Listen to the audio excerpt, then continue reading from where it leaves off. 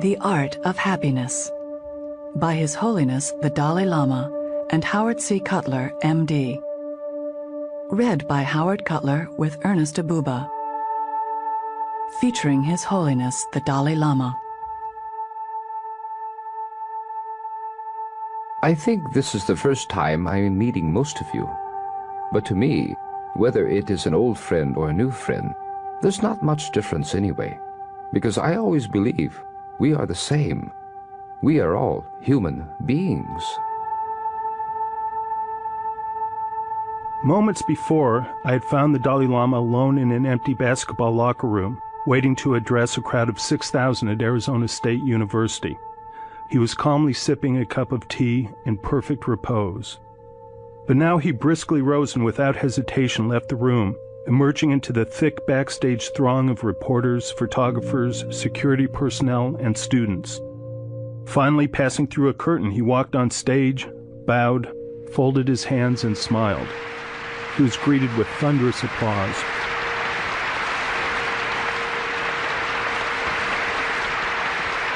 At his request, the house lights were not dimmed, so he could clearly see his audience. And for several moments, he simply stood there, quietly surveying the audience with an unmistakable expression of warmth and goodwill. To those who had never seen the Dalai Lama before, his maroon and saffron monk's robes may have created an exotic impression. Yet his remarkable ability to establish rapport with his audience was quickly revealed as he sat down and began his talk. Brothers and sisters, I am very, very happy to be here with you. And most of you, this is the first time I think meeting. But to me, whether it's an old friend or new friend, not much differences. I always believe we are same human being. Of course, the different culture background and a different way of life, different faith or different color, but we are same. We are, I think, the human being on the combination of human body and the human mind. So therefore, our physical structure also same, our mind and also the emotional level also same. So therefore, wherever I meet some people, I always have the feeling that we are same. I'm just meeting one another human being, which just like myself. I have a feeling that I'm encountering another human being just like myself. On that level, I find it is much easier to communicate with others on that level. Easier to communicate. If we emphasize the specific characteristics, like I am Tibetan or I am Buddhist, then there are differences.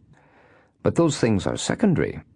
If we can leave the differences aside, I think we can easily communicate, exchange ideas, and share experiences. It was 1993. I had first met the Dalai Lama over a decade earlier while I was visiting Dharamsala, India on a small research grant to study traditional Tibetan medicine. This beautiful and tranquil village perched on a hillside in the foothills of the Himalayas has been home of the Tibetan government in exile for almost 40 years, ever since the Dalai Lama, along with 100,000 Tibetans, fled Tibet after the brutal invasion by Chinese forces. During my stay in Dharamsala, I had gotten to know several members of the Dalai Lama's family, and it was through them that my first meeting with him was arranged. Like so many other people, I came away from that first meeting in great spirits, with the impression that I had just met a truly exceptional man. As my contact with the Dalai Lama grew over the next several years, I gradually came to appreciate the many unique qualities of this man. He had a penetrating intelligence, but without artifice or cleverness, a kindness, but without excessive sentimentality, great humor, but without frivolousness, and the ability to inspire rather than awe. Over time, I became convinced that the Dalai Lama had learned how to live with a genuine sense of fulfillment and a degree of serenity that I had rarely encountered in other people, and I was determined to identify the principles that had enabled him to achieve this. I realized, of course, that many of his beliefs needed to be understood in the context of Buddhism, But I began to wonder if one could identify a set of his beliefs or practices that could be utilized by non-Buddhists as well. Practices that could be applied to our lives to simply help us become happier, stronger, perhaps less afraid. With these thoughts in mind, I hoped someday to have the opportunity to discuss his views at length and to explore his approach to everyday living. Eventually, the Dalai Lama accepted persistent invitations to come to Arizona, where in addition to his lecture at Arizona State University, he gave an intensive 5-day public workshop which was held in a desert setting near Tucson. I arranged to meet with him for long private interviews during his stay in Arizona, and these discussions later continued at his home in Dharamsala. These public talks and private conversations became the basis for much of this book. While I had looked forward to our private conversations with great anticipation, I discovered that we had some initial hurdles to overcome as we struggled to reconcile our differences in perspective. His as a Buddhist monk, mine as a Western psychiatrist. I began one of our first sessions, for instance, by posing to him certain common human problems, illustrating with several specific case histories, and asking for his explanation and advice for dealing with these problems. I was taken aback when, after a long pause and reflection, he simply shrugged his shoulders, laughed good-naturedly, and said, "I don't know." When I pressed the issue and I said it was my job as a psychotherapist to find out why people do the things they do, he laughed again and said that since an individual human mind is so complex, one may never have a full explanation of why a person does the things they do, and at any rate, it would be extremely difficult to try to figure out how the minds of 5 billion different people work. Sensing my discomfort with his response, he explained further. In trying to determine the source of one's problems, it seems that the Western approach differs in some respects from the Buddhist approach. Underlying all Western modes of analysis is a very strong rationalistic tendency and an assumption that everything can be accounted for. But in some instances, the basic premises and parameters set up by Western science can limit one's ability to deal with certain realities. For instance, you have the constraints of various fundamental premises, such as the idea that everything can be explained within the framework of a single lifetime, and you combine these with the notion that everything can and must be explained and accounted for. But this can cause problems when you come across some phenomena which you cannot account for.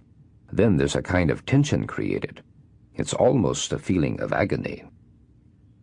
I pointed out that in Western psychology, when we come across certain behaviors that on the surface are difficult to explain, we have certain approaches we can use, such as understanding the role of the unconscious or subconscious thought processes. In Buddhism, there is the idea of dispositions and imprints left by certain types of experiences, which is parallel to the idea of the unconscious. For instance, a certain type of event may have occurred in an earlier part of your life which has left a very strong imprint on your mind, which can remain hidden and then later affect your behavior. I think that Buddhism can accept many of the factors that Western theorists can come up with, but on top of that it would add additional factors. For example, it would add the conditioning and imprints from previous lives. In Western psychology, however, I think that there may be a tendency to overemphasize the role of the unconscious in looking for the source of one's problems.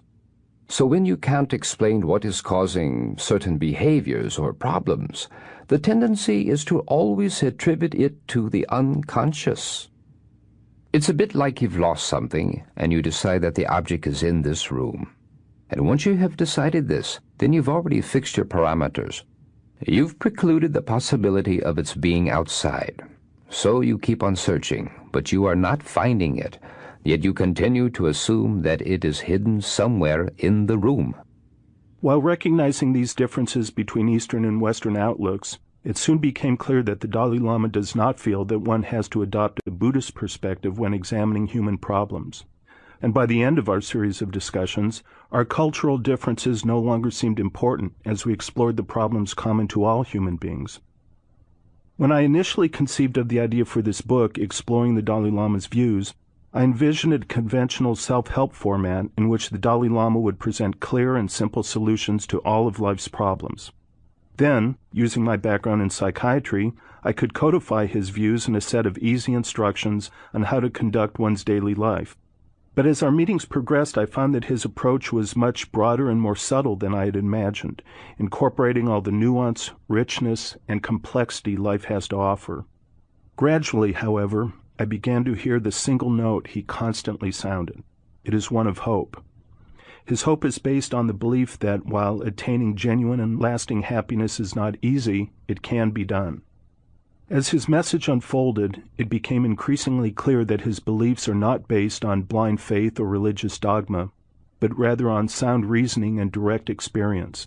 His understanding of the human mind and behavior is based on a lifetime of study. His views are rooted in a tradition that dates back over 2,500 years, yet are tempered by common sense and a sophisticated understanding of modern problems. His appreciation of contemporary issues is the result of his unique position as a world figure, which has allowed him to travel the world many times, exposing him to many different cultures and people from all walks of life, and has enabled him to exchange ideas with top scientists and religious and political leaders. What finally emerges is a wise approach to dealing with human problems that is once optimistic and realistic. While omitting some discussions of the more philosophical aspects of Tibetan Buddhism, which can be found in a number of the Dalai Lama's other books, I have sought to present this unique and refreshing approach to a Western audience. Part 1. The Purpose of Life. Chapter 1. The Right to Happiness. I believe that the very purpose of our life is to seek happiness. That is clear. Whether one believes in religion or not, whether one believes in this religion or that religion, we are all seeking something better in life. So I think the very motion of our life is towards happiness. With these words, spoken before a large audience in Arizona, the Dalai Lama cut to the heart of his message. But I wondered if lasting happiness, which in the West has always seemed so ill-defined, elusive, and ungraspable, was really a reasonable goal for most of us. Yes, I believe that happiness can be achieved through training the mind. When I say training the mind in this context, I'm not referring to mind merely as one's cognitive ability or intellect. Rather, I'm using the term in the sense of the Tibetan word sem, which has a much broader meaning, closer to psyche or spirit. It includes intellect and feeling, heart and mind. By bringing about a certain inner discipline, we can undergo a genuine transformation of our attitude, our outlook, and approach to living. Now, when we speak of inner discipline, it can, of course, involve many things, many methods, but generally speaking, one begins by identifying the factors which lead to happiness and those factors which lead to suffering. Having done this, one then sets about gradually eliminating the factors which lead to suffering and cultivating those which lead to happiness. That is the way. The purpose of our existence is to seek happiness. It seems like common sense, and Western thinkers from Aristotle to William James have agreed with this idea. But isn't a life based on seeking personal happiness self-centered, even self-indulgent? Not necessarily. Many surveys have shown that it is unhappy people who tend to be the most self-focused and are often socially withdrawn, brooding, and even antagonistic. Happy people, in contrast, are generally found to be more sociable, flexible, creative, and able to tolerate life's daily frustrations more easily. And most important, they are found to be more loving and forgiving than unhappy people. So scientific evidence, as well as our own experience, tells us that there is an intimate connection between personal happiness and kindness towards others. Our personal happiness needn't come at another's expense, as if somehow there were a finite quantity of happiness in the world. And the connection between personal happiness and kindness is reciprocal. Not only are happy people found to be more caring, but unhappy individuals who begin to consciously cultivate genuine compassion will find this a powerful antidote to their own problems. The Dalai Lama offers evidence of this in his own interactions with other people. In one conversation with him, I directly asked him if he was happy. He responded that he was. There was a quiet sincerity in his voice that left no doubt of this, a sincerity that was reflected in his expression and in his eyes. And throughout his week in Arizona, I often witnessed how his personal happiness manifested as a simple willingness to reach out to others, to create a feeling of affinity and goodwill, even in the briefest of encounters. One morning after his public lecture, he was walking along a patio on his way to his hotel room, surrounded by his usual retinue. He noticed one of the housekeeping staff standing by the elevators and paused to ask where she was from. For a moment, she appeared taken aback by this greeting from a foreign-looking man in maroon robes and seemed puzzled by the deference given him by the entourage. Then she smiled and answered shyly, "Mexico." He paused to chat with her for a few moments and then walked on, leaving her with a look of excitement and pleasure. The next morning at the same time, she appeared at the same spot with another of the housekeeping staff. The two of them greeted the Dalai Lama warmly as he got on the elevator, and he responded in turn. Every day after that, they were joined by a few more of the staff at the designated time and place, until by the end of the week there were dozens of maids, in their crisp gray and white uniforms, forming a receiving line that stretched along the length of the path to the elevators.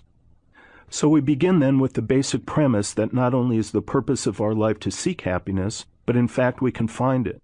It is a vision of happiness as a real objective, one that we can take positive steps towards achieving. And as we begin to identify the factors that lead to a happier life, we will learn how the search for happiness offers benefits not only for the individual, but for one's family and society at large as well. Chapter 2. The Sources of Happiness. Although it is possible to achieve happiness, happiness is not a simple thing. There are many levels. In Buddhism, for instance, there is a reference to the 4 factors of fulfillment: wealth, worldly satisfaction, spirituality, and enlightenment. Together, they embrace the totality of an individual's quest for happiness. Studies have revealed what is most often borne out by our personal experience. Happiness is determined more by one's state of mind than external events. Success may result in a temporary feeling of elation, or tragedy may result in a period of depression, but sooner or later our overall level of happiness migrates back to a certain baseline. So, if we tend to return to our characteristic baseline level of happiness, no matter what our external conditions are, what determines this baseline? And more importantly, can it be modified, set at a higher level? Let us leave aside for a moment ultimate religious or spiritual aspirations like perfection and enlightenment, and deal with joy and happiness as we understand them in an everyday or worldly sense. Within this context, there are certain key elements which we conventionally acknowledge as contributing to joy and happiness. For example, good health, the wealth that we accumulate, friendship or companions. We all recognize that in order to enjoy a fulfilled life, we need a circle of friends with whom we can relate emotionally and trust. Now, all these factors are, in fact, sources of happiness. But in order for an individual to be able to fully utilize them, your state of mind is key. It's crucial. If we utilize our favorable circumstances, such as our good health or wealth, in positive ways, in helping others, they can be contributory factors in achieving a happier life. And of course, we enjoy these things. But without the right mental attitude, without attention to the mental factor, these things have very little impact on our long-term feelings of happiness. For example, if you harbor hateful thoughts or intense anger somewhere deep down, then it ruins your health. Also, if one is mentally unhappy or frustrated, then physical comfort is not of much help. On the other hand, If you can maintain a calm, peaceful state of mind, then you can be a very happy person, even if you have poor health, or even if you have wonderful possessions. When you are in an intense moment of anger or hatred, you feel like breaking them. At that moment, your possessions mean nothing. Today, there are societies that are very developed materially. Yet among them, there are many people who are not very happy. Just underneath the beautiful surface of affluence, there is a kind of mental unrest leading to frustration, unnecessary quarrels, reliance on drugs or alcohol, and in the worst case, suicide. So there is no guarantee that wealth alone can give you the joy or fulfillment you are seeking. The same can be said of your friends when you are in an intense state of anger or hatred. Even a very close friend appears to you as cold or distant. All of this indicates the tremendous influence that the mental state, the mind factor, has on one's experience of daily life. Naturally, then, we have to take that factor very seriously. While social, material, and possibly even genetic factors may play a role in happiness, there is general agreement among modern behavioral scientists that whether we are feeling happy or unhappy at any given moment is largely determined by our outlook. Surveys and studies have shown that once our basic survival needs are met, our level of life satisfaction often has little to do with our absolute conditions, but rather with how we perceive our situation, how satisfied we are with what we have. And, as the Dalai Lama notes, our outlook can be modified by deliberately developing an inner compassion and serenity that is unaffected by changes in material circumstances. So leaving aside the perspective of spiritual practice, in terms of our enjoying a happy day-to-day existence, the greater the calmness of your mind, the greater your peace of mind, the greater your ability to enjoy a happy and joyful life. I should mention that when we speak of a calm state of mind or peace of mind, we shouldn't confuse that with a totally insensitive, apathetic state of mind. Having a calm or peaceful state of mind doesn't mean being totally spaced out or completely empty. Genuine peace of mind is rooted in affection and compassion. There is a very high level of sensitivity and feeling there.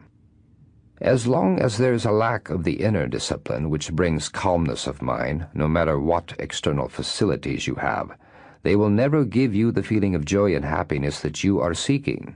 On the other hand, if you possess this inner quality, a calmness of mind, a degree of stability within, then even if you lack various external facilities that you would normally consider necessary for happiness, it is still possible to live a happy and joyful life.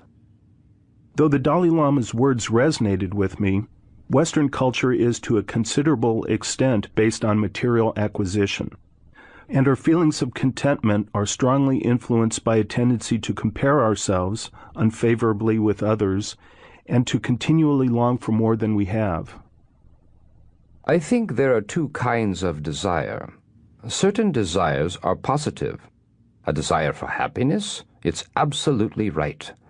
The desire for peace, the desire for a more harmonious world. Certain desires are very useful. But at some point, desires can become unreasonable. That usually leads to trouble.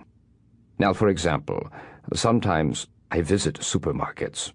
I really love to see supermarkets because I can see so many beautiful things. So when I look at all these different articles, I develop a feeling of desire, and my initial impulse might be, oh, I want this, I want that. Then the second thought that arises, I ask myself, oh, do I really need this? The answer is usually no. If you follow after that initial impulse, then very soon your pockets will empty. However, the other level of desire based on one's essential needs for food, clothing, and shelter is something more reasonable. Now, a feeling of self-satisfaction alone cannot determine if a desire or action is positive or negative. A murderer may have a feeling of satisfaction at the time he is committing the murder, but that doesn't justify the act. All the non-virtuous actions, lying, stealing, sexual misconduct, and so on, are committed by people who may be feeling a sense of satisfaction at the time. The demarcation between positive and negative is not whether it gives you an immediate feeling of satisfaction, but whether it ultimately results in positive or negative consequences. For example, in the case of wanting more expensive possessions, if that is based on a mental attitude that just wants more and more, then eventually you'll reach a limit of what you can get. You'll come up against reality. And when you reach that limit, then you'll lose all hope, sink down into depression, and so on. That's one danger inherent in that type of desire. So I think that this kind of excessive desire leads to greed, an exaggerated form of desire based on over-expectation. And when you reflect on the excesses of greed, you'll find that it leads an individual to a feeling of frustration, disappointment, a lot of confusion, and a lot of problems. When it comes to dealing with greed, one thing which is quite characteristic is that although it arrives by the desire to obtain something, it is not satisfied by obtaining. Therefore, it becomes limitless, and that leads to trouble. The true antidote of greed is contentment. If you have a strong sense of contentment, it doesn't matter whether you obtain the object or not. Either way, you are still content. So how can we achieve inner contentment? One method is to obtain everything that we desire. All the money, houses, cars, the perfect maid, and the perfect body. The Dalai Lama has pointed out the disadvantage of this approach.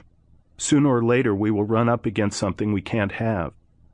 The second and more reliable method is not to have what we want, but to want what we have. Each of us has the ability to make a conscious decision to limit the things that we want and to learn to acknowledge and appreciate what we already have. Another source of happiness, closely linked with contentment, is a sense of self-worth. And the Dalai Lama has very personal views on what we should base our sense of self-worth and how this helps one contend with upheaval and misfortune. Now, in my case, suppose I had no depth of human feeling, no capacity for easily creating good friends. Without that, when I lost my own country, when my political authority in Tibet came to an end, becoming a refugee would have been very difficult.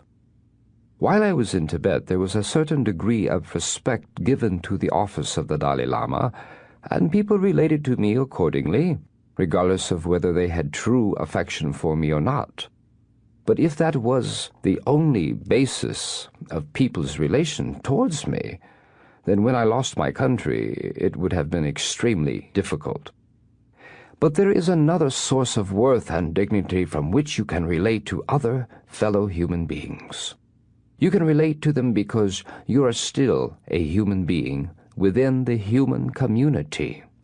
You share that bond, and that human bond is enough to give rise to a sense of worth and dignity, and can become a source of consolation in the event that you lose everything else. Generally speaking, you can have two different types of individuals. On the one hand, you can have a wealthy, successful person.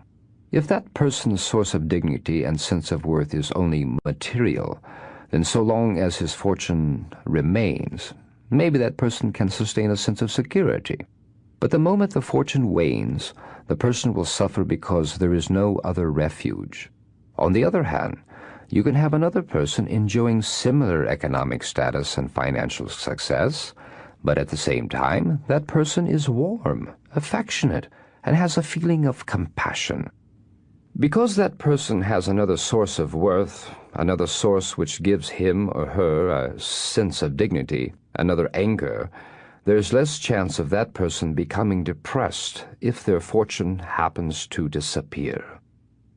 Through this type of reasoning, you can see the very practical value of human warmth and affection in developing an inner sense of worth.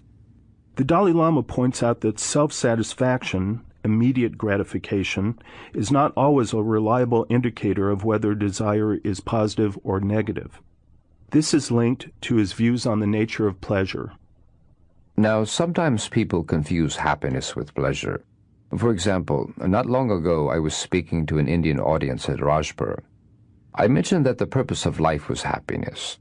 So one member of the audience said that Rajneesh teaches that our happiest moment comes during sexual activity, so through sex one can become the happiest. So he wanted to know what I thought of that idea. I answered that from my point of view, the highest happiness is when one reaches the stage of liberation, where there is no more suffering. That's genuine, lasting happiness. True happiness relates more to the mind and heart. Happiness that depends mainly on physical pleasure is unstable. One day it's there, the next day it may not be. Every day we are faced with numerous decisions and choices, and try as we might, we often don't choose the thing that we know is good for us. This is related to the fact that the right choice is often the difficult one, the one that involves some sacrifice of our pleasure. Over the centuries, a legion of philosophers, theologians, psychologists, and researchers have struggled to define the role that pleasure should play in our lives. But none of us really need dead Greek philosophers, 19th century psychoanalysts, or 20th century scientists to understand pleasure. We know it when we feel it, the touch of a loved one, the luxury of a hot bath on a cold afternoon, the beauty of a sunset. But there is also pleasure in the frenetic rhapsody of a cocaine rush, the ecstasy of a heroin high, the revelry of an alcohol buzz, the bliss of unrestrained sexual excess, the exhilaration of a winning streak in Las Vegas. These are also very real pleasures that many in our society must come to terms with. Although there are no easy solutions to avoiding these destructive pleasures, we do have a place to begin. The simple reminder that what we are truly seeking in life is happiness. As the Dalai Lama points out, that is an unmistakable fact. If we approach our choices by keeping that in mind, it is easier to give up the things that are ultimately harmful to us, even if they bring momentary pleasure. Frame any decision by asking yourself, will it bring me happiness? That simple question can be a powerful tool in helping us skillfully conduct all areas of our lives. Approaching our daily decisions and choices with this question in mind shifts the focus from what we are denying ourselves to what we are ultimately seeking, a stable and persistent happiness. With this perspective, it's easier to make the right choices because we are acting to give ourselves something, not denying or withholding from ourselves. An attitude of moving toward rather than moving away, an attitude of embracing life rather than rejecting it. Chapter 3. Training the Mind for Happiness. The first step in seeking happiness is learning. The choices and perceptions that create or destroy our happiness are all a product of our mental state. Once our basic needs for food, clothing, and shelter are met, we are left with a simple premise. We don't need more money, we don't need success, greater fame, we don't need the perfect body or even the perfect mate. Right now, at this very moment, we have a mind, which is all the basic equipment we need to achieve complete happiness. When we refer to mind or consciousness, there are many different varieties, thousands of different thoughts or different minds. Just like external conditions or objects, some things are very useful, some are very harmful, and some are neutral.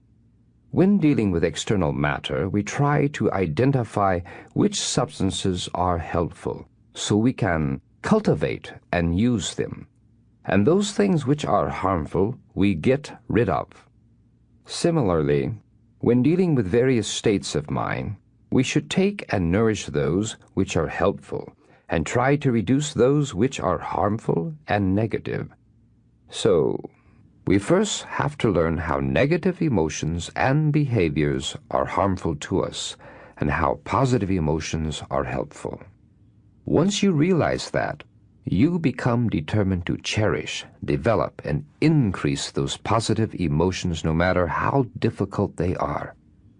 There is a kind of spontaneous willingness from within. So through this process of learning, of analyzing which thoughts and emotions are beneficial and which are harmful, we gradually develop a firm determination to change feeling. Now the secret to my own happiness, my own good future, is within my own hands. I must not miss that opportunity. In Buddhism, the principle of causality is accepted as natural law. In dealing with reality, you have to take that law into account. So in the case of everyday experiences, if there are certain types of events which you do not desire, then the best method of ensuring that is to make sure that the causal conditions which normally give rise to that event no longer arise. Similarly, if you want a particular event or experience to occur, then the logical thing to do is to seek and accumulate the causes and conditions that would give rise to it. This is also the case with mental states and experiences. If we are seeking happiness, we need to clearly identify different mental states and make a distinction, classifying them according to whether they lead to happiness or not. Now, for instance, hatred, jealousy, anger are harmful. They destroy our mental happiness. Once you harbor feelings of hatred or ill feeling towards someone, once you yourself are filled by hatred or negative emotions, then other people appear to you as also hostile. So as a result, there is more fear, greater inhibition and hesitation, and a sense of insecurity. If you maintain a feeling of compassion, loving kindness, then something automatically opens your inner door. Through that, we can communicate much more easily with other people, and that feeling of warmth creates a kind of openness. It gives you a spirit of friendship. Then there's less need to hide things, and as a result, feelings of fear, self-doubt, and insecurity are automatically dispelled. There was an appealing logic to the Dalai Lama's thoughts, but I wondered, if happiness was simply a matter of cultivating more positive mental states such as kindness and so on, why are so many people unhappy? Bringing about a transformation in one's outlook, one's way of thinking, is not a simple matter. It requires the application of many different factors from different directions. One shouldn't have the notion that there's just one key, a secret, and if you can get that right, then everything will be okay. It is similar to taking proper care of the physical body. You need a variety of nutrients, not just one or two. In the same way, you need a variety of methods to deal with the varied and complex mental states, and change takes time. There are a lot of negative mental traits, so you need to address and counteract each one of these. That isn't easy. But I think that as time goes on, you can make positive changes. Every day, as soon as you get up, you can develop a sincere positive motivation, thinking, I will utilize this day in a more positive way. I should not waste this day. And then at night, before bed, check what you've done, asking yourself, did I utilize this day as I planned? If it went accordingly, then you should rejoice. If it went wrong, then regret what you did and critique the day. So through methods such as this, you can gradually strengthen the positive aspects of the mind. No matter what activity or practice we are pursuing, there isn't anything that isn't made easier through constant familiarity and training. Through training, we can change. We can transform ourselves. Challenging as the Dalai Lama's prescriptions may sound, we are not only psychologically, but also physiologically designed to transform ourselves using just the methods he recommends. This systematic training of the mind, the cultivation of happiness, is possible because of the very structure and function of the brain. We are born with brains that are genetically hardwired with certain instinctual behavior patterns. We are predisposed mentally, emotionally, and physically to respond to our environment in ways that enable us to survive. These basic sets of instructions are encoded in countless innate nerve cell activation patterns. But the wiring in our brains is not static.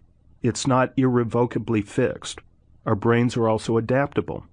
Neuroscientists have documented the fact that the brain can design new patterns, new combinations of nerve cells and neurotransmitters, the chemicals that transmit messages between nerve cells, in response to new input, new thoughts, and experiences. In fact, our brains are malleable, ever-changing, reconfiguring their wiring according to new thoughts and experiences. Scientists call the brain's inherent capacity to change plasticity, and this remarkable feature appears to be the physiological basis for the possibility of transforming our minds. By mobilizing our thoughts and practicing new ways of thinking, we can reshape our nerve cells and change the way our brains work. Mental retraining involves changes in understanding as well as emotional changes. Although it may be natural for us to want to avoid suffering, in a world of sweeping changes and conflicting values, it may be necessary to re-educate ourselves about our own capacities for goodness and compassion, to distinguish between what Buddhism calls wholesome and unwholesome actions, and to behave accordingly. This is all part of the process of inner discipline described by the Dalai Lama, a discipline that includes attention to personal ethics. I think that ethical behavior is another feature of the kind of inner discipline that leads to happiness. Great spiritual teachers like Buddha advise us to perform wholesome actions and avoid indulging in unwholesome actions. Whether one's action is wholesome or unwholesome depends on whether that action or deed arises from a disciplined or undisciplined state of mind. A disciplined mind leads to happiness, and an undisciplined mind leads to suffering. And in fact, it is said that bringing about discipline within one's mind is the essence of the Buddha's teaching.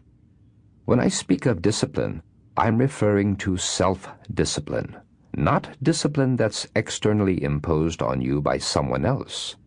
Also, I'm referring to discipline that's applied in order to overcome your negative qualities.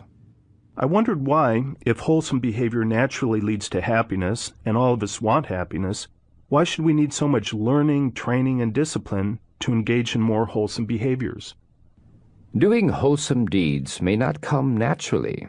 We have to consciously train towards it. Traditionally, it has been considered the responsibility of religion to prescribe what behaviors are wholesome and what are not. However, in today's society, religion has lost its prestige and influence to some degree. At the same time, no alternative, such as secular ethics, has come up to replace it. It is because of this, I think we need to make some special effort and consciously work towards gaining that knowledge. Although I personally believe that our human nature is fundamentally gentle and compassionate, it is not enough. We must also develop an appreciation and awareness of that fact. And by changing how we perceive ourselves through learning and understanding, this can have a very real impact on how we interact with others and how we conduct our daily lives. Since we are born with an innate desire to achieve happiness and avoid suffering, and that does not have to be learned, it still seemed to me that the path of achieving happiness should be a more spontaneous and natural process, not requiring such extensive education and sophisticated knowledge. The Dalai Lama responded to this issue. The more sophisticated your level of education and knowledge about what truly leads to happiness and what causes suffering, the more effective you will be in achieving happiness. For example, in overcoming anger, although animals may experience anger, they cannot understand that anger is destructive. In the case of human beings, however, you have a kind of self-awareness which allows you to reflect and observe that when anger arises, it hurts you. Therefore, you can make a judgment that anger is destructive. You need to be able to make that inference. And you need other abilities, such as the abilities to judge the long-term and short-term consequences of your behavior and weigh the two. So in learning about how to eliminate the causes of suffering and achieve happiness, it is more complicated than, for instance, simply putting your hand in a fire and then being burned and just learning never to do it again. So it is because of these things that I think education and knowledge are crucial. One problem with our current society is that we have an attitude towards education, as if it is there simply to make you more clever, make you more ingenious. The most important use of knowledge and education is to help us understand the importance of engaging in more wholesome actions and bringing about discipline within our minds, to effect changes from within, to develop a good heart. Chapter 4. Our Fundamental Nature. We are made to seek happiness, and it is clear that feelings of love, affection, closeness, and compassion bring happiness. The Dalai Lama's view that the purpose of human life is to seek happiness is closely linked to his belief that the fundamental nature of human beings is gentle and compassionate, that all beings possess an underlying state known in Buddhist philosophy as Buddha nature, a state in which the mind is completely untainted by the negative emotions and thoughts that are the source of our suffering. I believe that every one of us has the basis to be happy, to access the warm and compassionate states of mind that bring happiness. In fact, it is one of my fundamental beliefs that not only do we inherently possess the potential for compassion, but that the basic or underlying nature of human beings is gentleness. Now, the Buddhist doctrine of Buddha nature provides some grounds for the belief that the fundamental nature of all sentient beings is essentially gentle and not aggressive. But there are also other grounds on which I base this belief. I think the subject of human affection or compassion isn't just a religious matter. It's an indispensable factor in our day-to-day life. So first, if we look at the very pattern of our existence from an early age until our death, we can see the way in which we are nurtured by others' affection. It begins at birth. Our very first act after birth is to suck our mother's or someone else's milk. That is an act of affection, of compassion. Without that act of mutual affection, that bond, we cannot survive. That's clear. Then our physical structure seems to be more suited to feelings of love and compassion. We can see how a calm, affectionate, wholesome state of mind has beneficial effects on one's health and physical well-being, while negative states of mind, such as anger and hatred, are destructive to our health. We can also see that our emotional health is enhanced by feelings of affection. To understand this, we need only reflect on how we feel when others show us warmth and affection, or observe how our own affectionate feelings or attitudes automatically and naturally affect us. These gentler emotions and the positive behaviors that go with them lead to a happier family and community life. So, I think that one can infer that our fundamental nature is one of gentleness. And if this is the case, then it makes all the more sense to try to live a way of life which would be more in accordance with this basic gentle nature of our being. But if this is the case, one also naturally wonders why there is so much aggression and conflict in the world. Of course, anger, violence, and aggression may certainly arise, but I think it's only on a secondary or more superficial level, in a sense. It arises when we are frustrated in our efforts to achieve love and affection. They are not part of our most basic underlying nature. So although aggression can occur, I believe that these conflicts aren't necessarily because of human nature, but rather a result of the human intellect, unbalanced human intelligence, misuse of our imaginative faculty. I believe that our most fundamental nature is gentleness, and our intellect developed later in the course of human evolution. And if that human ability, that human intelligence develops in an unbalanced way, without being properly counterbalanced with compassion, then it can become destructive.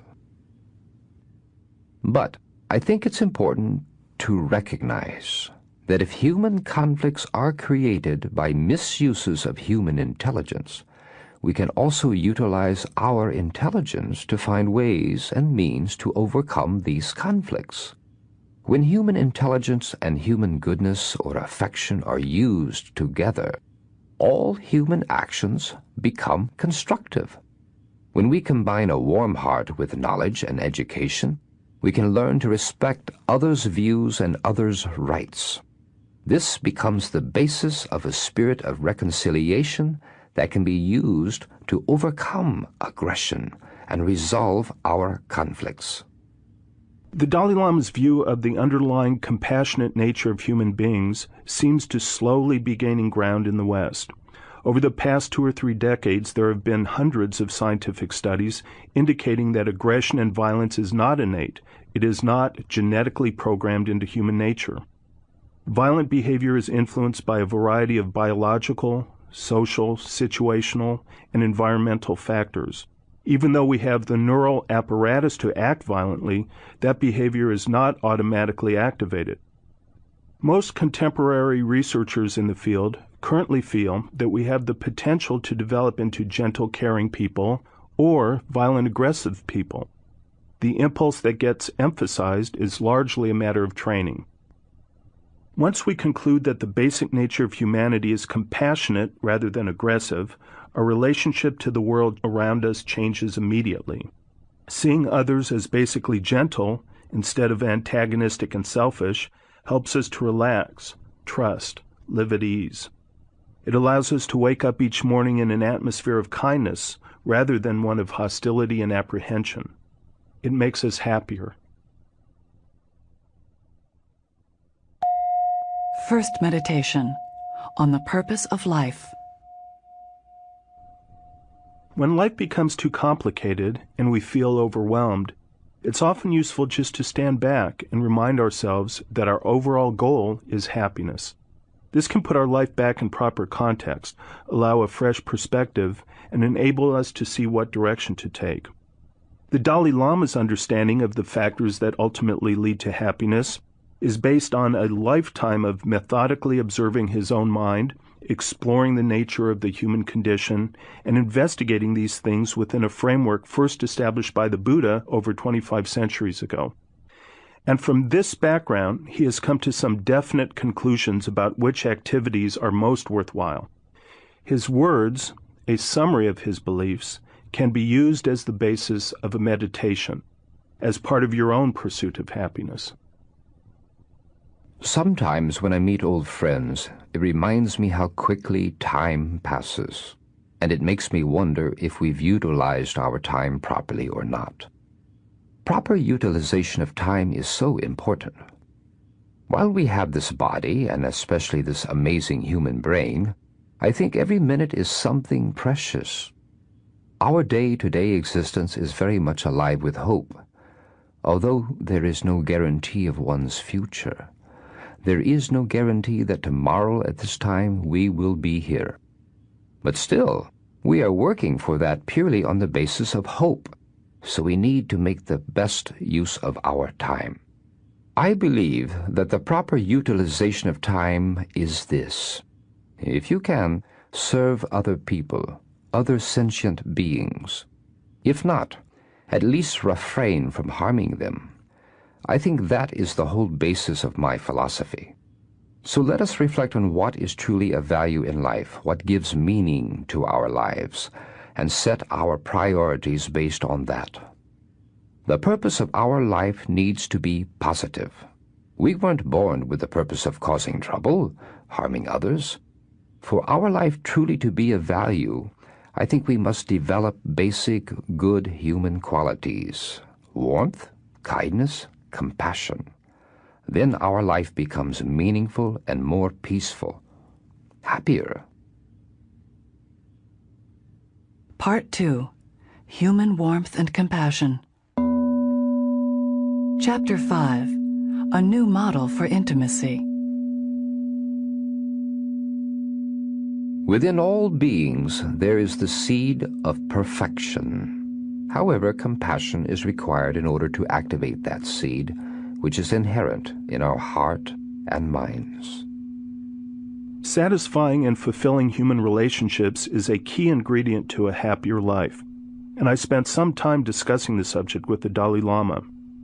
One afternoon, while sitting in a hotel lobby waiting for my meeting with him to begin, I'd been absently reading the personals section of a local alternative newspaper. Densely packed pages of people searching desperately to connect with another human being. Still thinking of those ads as I sat down to begin my session with the Dalai Lama, I asked if he ever got lonely. To my surprise, he said no. I asked him why that was. I think one factor is that I look at any human being from a more positive angle. I try to look for their positive aspects. This attitude immediately creates a feeling of affinity, a kind of connectiveness, and it may partly be because on my part there is less apprehension, less fear that if I act in a certain way, maybe the person will lose respect or think that I am strange. So, because that kind of fear and apprehension is absent, there's a kind of openness. Loneliness is so pervasive in our society that I never expected to confront anyone who did not experience it. The Dalai Lama's explanation surprised me, and I wondered how one could develop that degree of comfort with other people, free from a fear of being disliked or judged by others, and maintaining that feeling of genuine connection with others to the point of never feeling lonely. My basic belief is that you first need to realize the usefulness of compassion. Once you accept the fact that compassion is not something childish or sentimental, realize its deeper value, then you immediately develop an attraction towards it, a willingness to cultivate it. And once you encourage the thought of compassion in your mind, once that thought becomes active, then your attitude towards others changes automatically. That will automatically reduce fear and allow an openness with other people. It creates a positive, friendly atmosphere. With that attitude, you can approach a relationship in which you, yourself, initially create the possibility of receiving affection or a positive response from the other person. That kind of openness at least allows the possibility of having meaningful conversation with them, even if they are unfriendly at first, but without the attitude of compassion. If you are feeling closed, irritated, or indifferent, then you can even be approached by your best friend and you just feel uncomfortable. I think that in many cases people expect the other person to respond to them in a positive way first, rather than taking the initiative themselves to create that possibility. I feel that's wrong and can act as a barrier that just serves to promote a feeling of isolation from others. So if you wish to overcome the feeling of isolation and loneliness, I think that your underlying attitude makes a tremendous difference, and approaching others with the thought of compassion in your mind is the best way to do this. In addition to our private discussions, the Dalai Lama had introduced the idea of compassion in his public talks as well. He explained in detail the importance of our compassionate interaction with other sentient beings, and stressed the importance of understanding that life is made up of inextricable links to other people, both known and unknown, on whom we depend. I sat among the crowd of 1,500 people that afternoon, listening to him speak of these ideas, but for some reason I felt a certain instinctive resistance to what he was saying. Although I've always highly valued my family and friends, I've always prided myself on self-reliance and considered myself to be an independent person. Secretly, perhaps, I've tended to regard overly dependent people with a kind of contempt, a sign of weakness. Yet that afternoon, as the Dalai Lama spoke, something happened. As our dependence on others was not my favorite topic, my mind had started to wander and I found myself absently removing a loose thread from my shirt sleeve. As the Dalai Lama spoke about how we are all dependent on others' efforts and cooperation, I began to think about all the people who were involved in the making of my shirt. I started by imagining the farmer who grew the cotton. Next, the salesman who sold him the tractor to plow the field. Then the hundreds or even thousands of people involved in manufacturing that tractor, including the people who mine the ore to make the metal for each part of the tractor, and all the designers of the tractor. Then, of course, the people who processed the cotton and wove the cloth, the people who cut, dyed, and sewed that cloth, the cargo workers and truck drivers delivering it to the store, and the salesperson who sold it to me. It occurred to me that virtually every aspect of my life came about as a result of other people's efforts. My precious self-reliance was a complete illusion. As this realization dawned on me, I was overcome with a profound sense of the interconnectedness and interdependence of all beings. I felt a softening, something. It made me want to cry. The Dalai Lama's views about loneliness and human interconnectedness had been surprising and enlightening. But in discussing human relationships, it is clear that there are many different kinds of relationships, many different ways in which we can relate to one another. In Western culture, for instance, it is considered important to have one special person with whom you can share a deep intimacy, a person such as a lover or a spouse. I was curious about the Dalai Lama's personal background in this regard. Had his being raised as a monk and leader of a nation from a very early age, and even worshipped as a kind of deity, create a sense of distance and isolation from others? Did he regret his early separation from his family and the fact that he could not marry? Did he miss out on developing a deeper level of personal intimacy? And I wondered how his unique background and perspective might apply to our own intimate relationships. I never felt a lack of intimacy. Of course, my father passed away many years ago, but I felt quite close to my mother, my teachers, my tutors, and others, and with many of these people I could share my deepest feelings, fears, and concerns. When I was in Tibet on state occasions and at public events, there was a certain formality, a certain protocol was observed, but that wasn't always the case. At other times, for instance, I used to spend time in the kitchen, and I became quite close with some of the kitchen staff, and we could joke or gossip or share things, and it would be quite relaxed, without that sense of formality or distance. Since I've become a refugee, I've never felt a lack of people with whom I can share things. And it's not just a matter of knowing people and having a superficial exchange, but really sharing my deepest problems and suffering.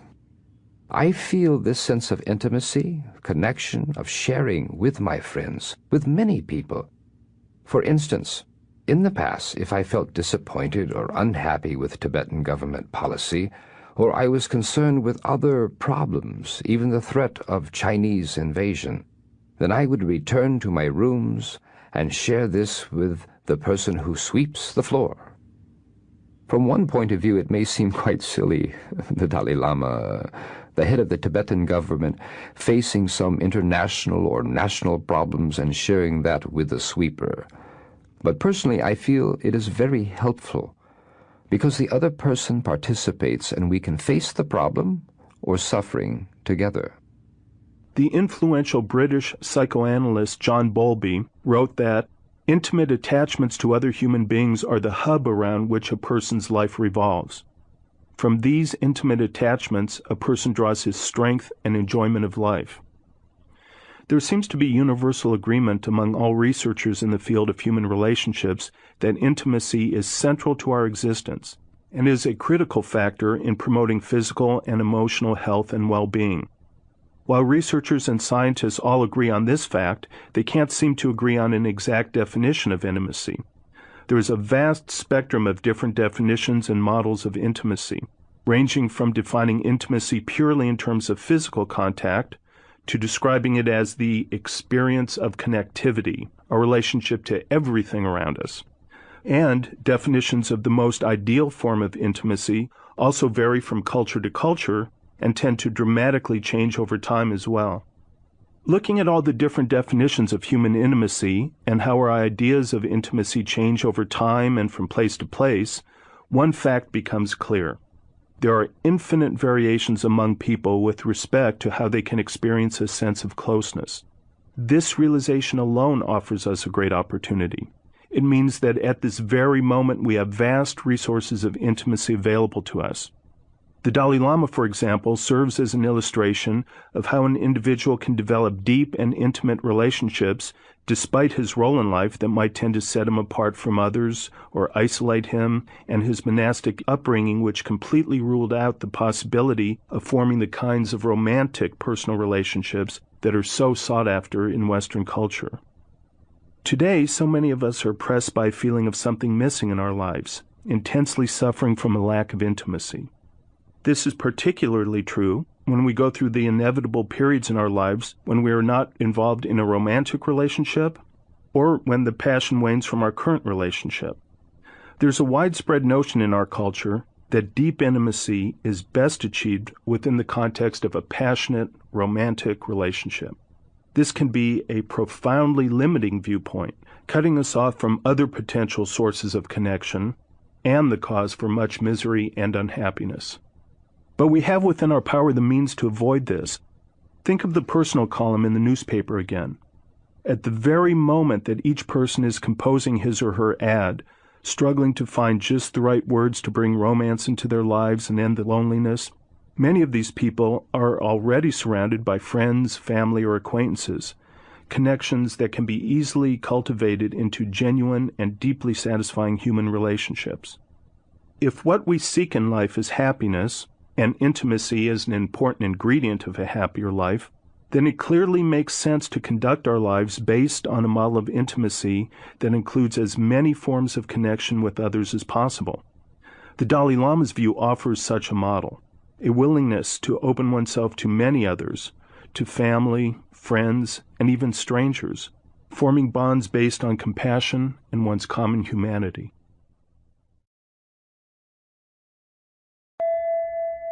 Chapter 6. Love, Marriage, and Romance. I think that if one is seeking to build a truly satisfying relationship, the best way of bringing this about is to get to know the deeper nature of the person and relate to her or him on that level, instead of merely on the basis of superficial characteristics. In this type of relationship, there is a role for genuine compassion.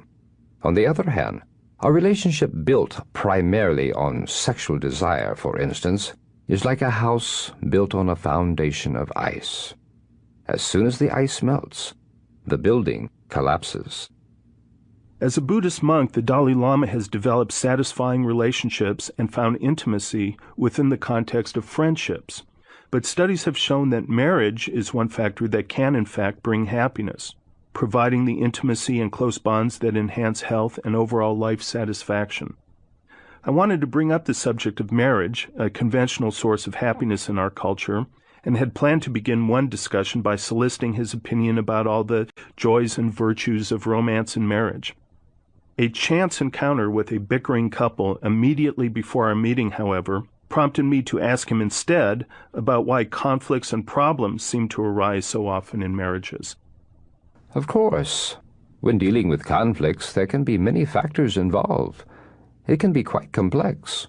So when we are dealing with trying to understand relationship problems, The first stage involves deliberately reflecting on the underlying nature and basis of that relationship. So, first of all, one has to recognize that there are different types of relationships and understand the differences between them. For example, leaving aside the issue of marriage for a moment, even within ordinary friendships, we can recognize that there are different types of friendship. Some are based on wealth, power, or position. In these cases, your friendship continues as long as your power, wealth, or position is sustained. Once these grounds are no longer there, then the friendship will also begin to disappear. On the other hand, there are friendships based on true human feeling, a feeling of closeness, where there is a sense of sharing and connectiveness. That is what I would call genuine friendship. In the same way, if someone is running into problems with their spouse, it can be helpful to look at the underlying basis of the relationship. For example, you often find relationships very much based on immediate sexual attraction. When a couple has just met, seen each other on just a few occasions, they may be madly in love and very happy, but any decision about marriage made at that instant would be very shaky. Just as one can become, in some sense, insane from the power of intense anger or hatred, it is also possible for an individual to become, in some sense, insane by the power of passion or lust. A relationship based on that initial attraction is very unreliable and unstable because it is based on temporary phenomena. So it shouldn't be much of a surprise if that kind of relationship eventually runs into trouble. If the relationship is based only on sexual desire without a component of mutual respect, then the individual may be relating to each other not so much as people, but rather as objects, and the relationship becomes almost like prostitution, in which neither side has respect for the other. However, there is a second type of relationship which is also based on sexual attraction, but where the physical attraction is not the predominant basis of the relationship. In this second type, there is an underlying appreciation of the value of the other person, and you accord respect and dignity to that individual. And in order to establish that type of relationship, it is crucial to spend enough time to get to know each other in a genuine sense.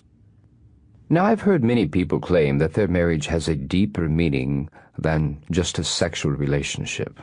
That marriage involves two people trying to bond their lives together, share life's ups and downs together. If that claim is honest, then I believe that's the proper basis on which a relationship should be built. A sound relationship should include a sense of responsibility and commitment towards each other. I brought up the idea of romance and its importance in Western society. Not just the physical sex act, but the whole idea of falling deeply in love, that blissful state which is so glorified in popular films, literature, and culture. I was surprised by the decisiveness of his response. I think that, leaving aside how the endless pursuit of romantic love may affect our deeper spiritual growth, even from the perspective of a conventional way of life, the idealization of this romantic love can be seen as an extreme. Unlike those relationships based on caring and genuine affection, this is another matter. It's something based on a fantasy, unattainable, and therefore may be a source of frustration. So on that basis, it cannot be seen as a positive thing. At first, I felt that the Dalai Lama was dismissing the idea of romance too lightly.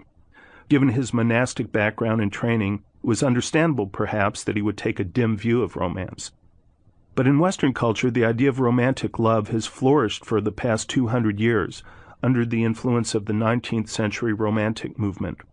And long before that, the ancient Greeks had conceived of eros, romantic passionate love, as an ancient desire for fusion with the lost half of the self. Many contemporary researchers feel that the capacity to experience the intense feeling of falling in love may be programmed into our genes at birth as a genetically determined component of mating behavior, created by the production of certain chemicals in the brain. And the psychological drives towards falling in love may be just as strong, as the sensation of oneness with the loved one may echo the blissful experience of being merged with the mother in infancy. So romantic love is clearly a potent cocktail of cultural, biological, and psychological ingredients.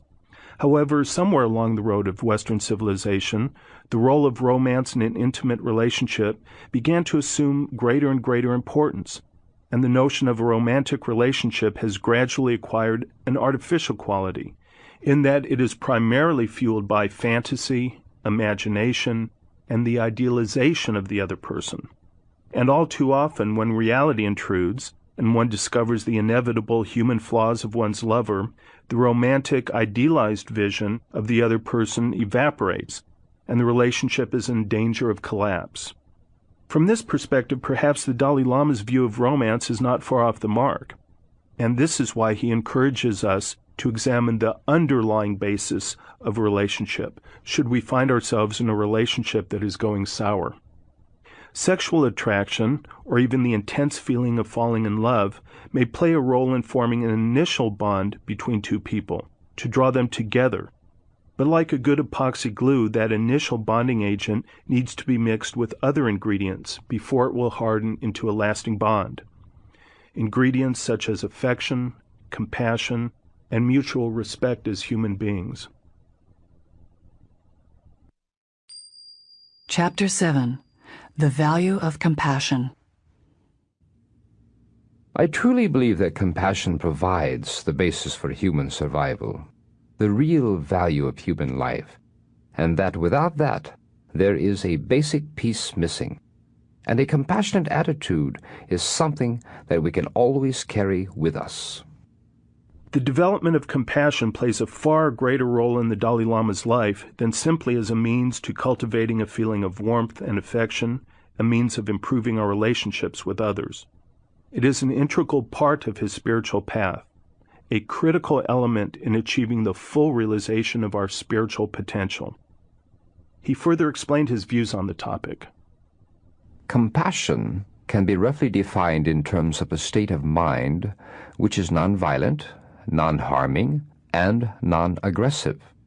It is a mental attitude based on the wish for others to be free of their suffering and is associated with a sense of commitment, responsibility, and respect towards the other.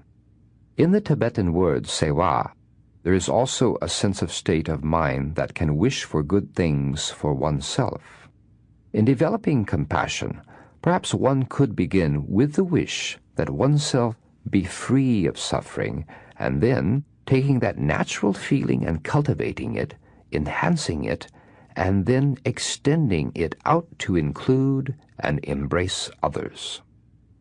Now, when people speak of compassion, there is often a danger of confusing compassion with attachment. So when we discuss compassion, we must make a distinction between two types. One kind is tinged with attachment, the feeling of controlling someone or loving them so that they'll love you back. This ordinary type of compassion is quite partial and biased, because it is based on perceiving the other person as a friend or someone who is close to you. But this kind of love or compassion is unstable. If there is a change, a disagreement perhaps, or your friend does something to make you angry, then all of a sudden your mental projection changes.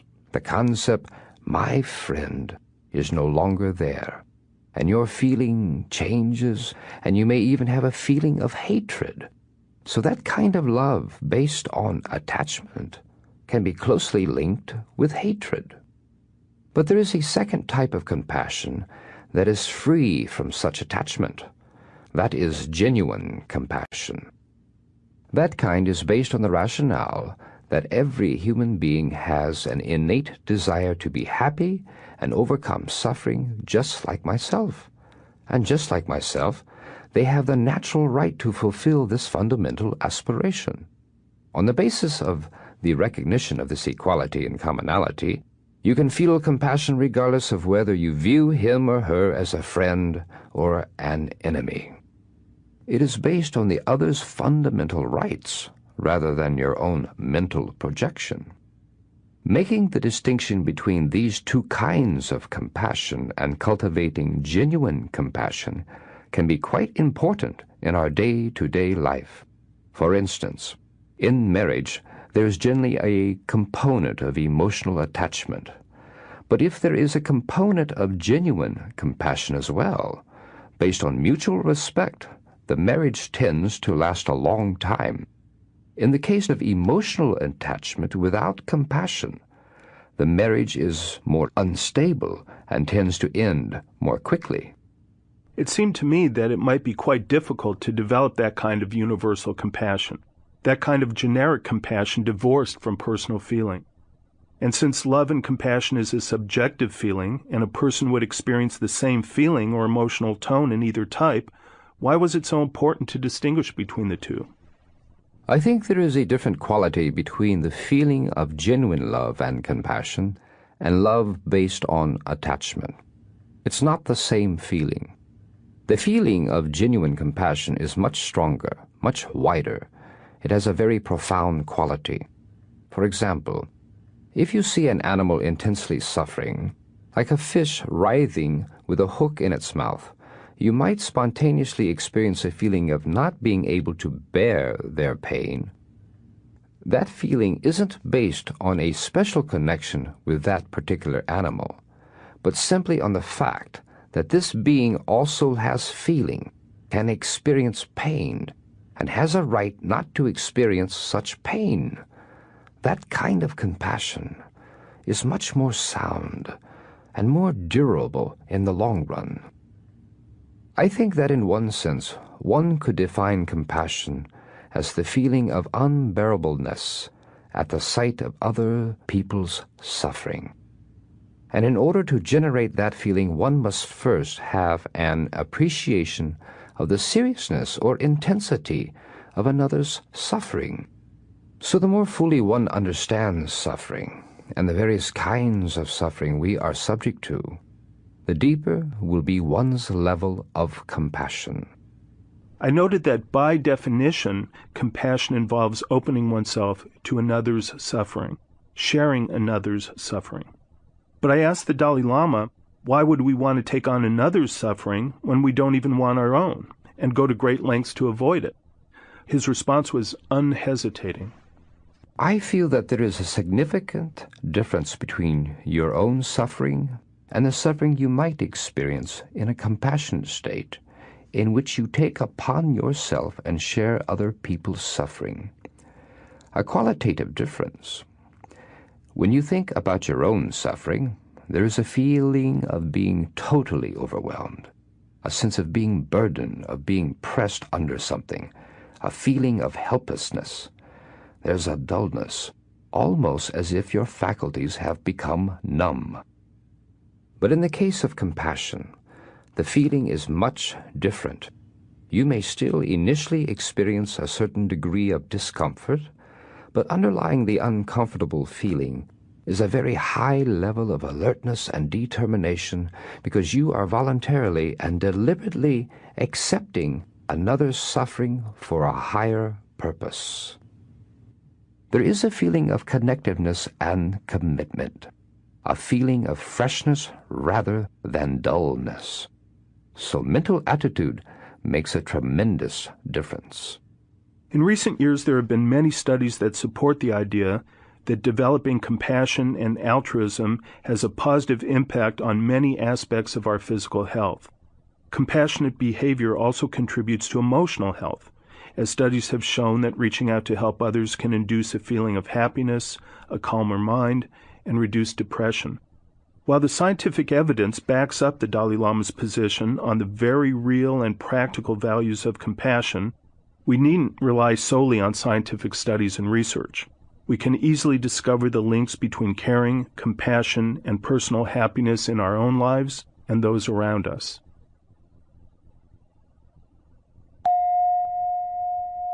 Second meditation on compassion. In discussing various techniques to cultivate compassion, the Dalai Lama has often mentioned the vital role of empathy, the ability to imagine oneself in another's situation.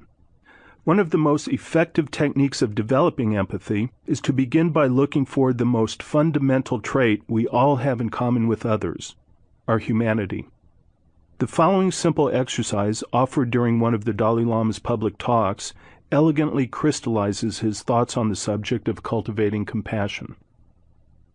In generating compassion, you start by recognizing that you do not want suffering and that you have a right to happiness. This can be verified or validated by your own experience. You then recognize that other people, just like yourself, also do not want to suffer, and they have the right to happiness. So this becomes the basis of your beginning to generate compassion. So, let us meditate on compassion today. Begin by visualizing a person who is acutely suffering, someone who is in pain or is in a very unfortunate situation. For the first 3 minutes of the meditation, reflect on that person's suffering in a more analytic way. Think about their intense suffering and the unfortunate state of that person's existence. After thinking about that person's suffering for a few minutes, next try to relate that to yourself, thinking, that individual has the same capacity for experiencing pain, joy, happiness, and suffering that I do. Then try to allow your natural response to arise, a natural feeling of compassion towards that person. Try to arrive at a conclusion, thinking how strongly you wish for that person to be free from that suffering, and resolve that you will help that person to be relieved from their suffering. Finally, place your mind single-pointedly on that kind of conclusion or resolution, and for the last few minutes of the meditation, try to simply generate in your mind a compassionate or loving state. Part 3. Transforming Suffering. Chapter 8. Facing Suffering. In the time of the Buddha, a woman named Kisukatami suffered the death of her only child. Unable to accept it, she ran from person to person, seeking a medicine to restore her child to life. The Buddha was said to have such a medicine. Kisukatami went to the Buddha, paid homage, and asked, "Can you make a medicine that will restore my child?" "I know of such a medicine," the Buddha replied, "but in order to make it I must have certain ingredients." Relieved, the woman asked, "What ingredients do you require?" "Bring me a handful of mustard seed," said the Buddha.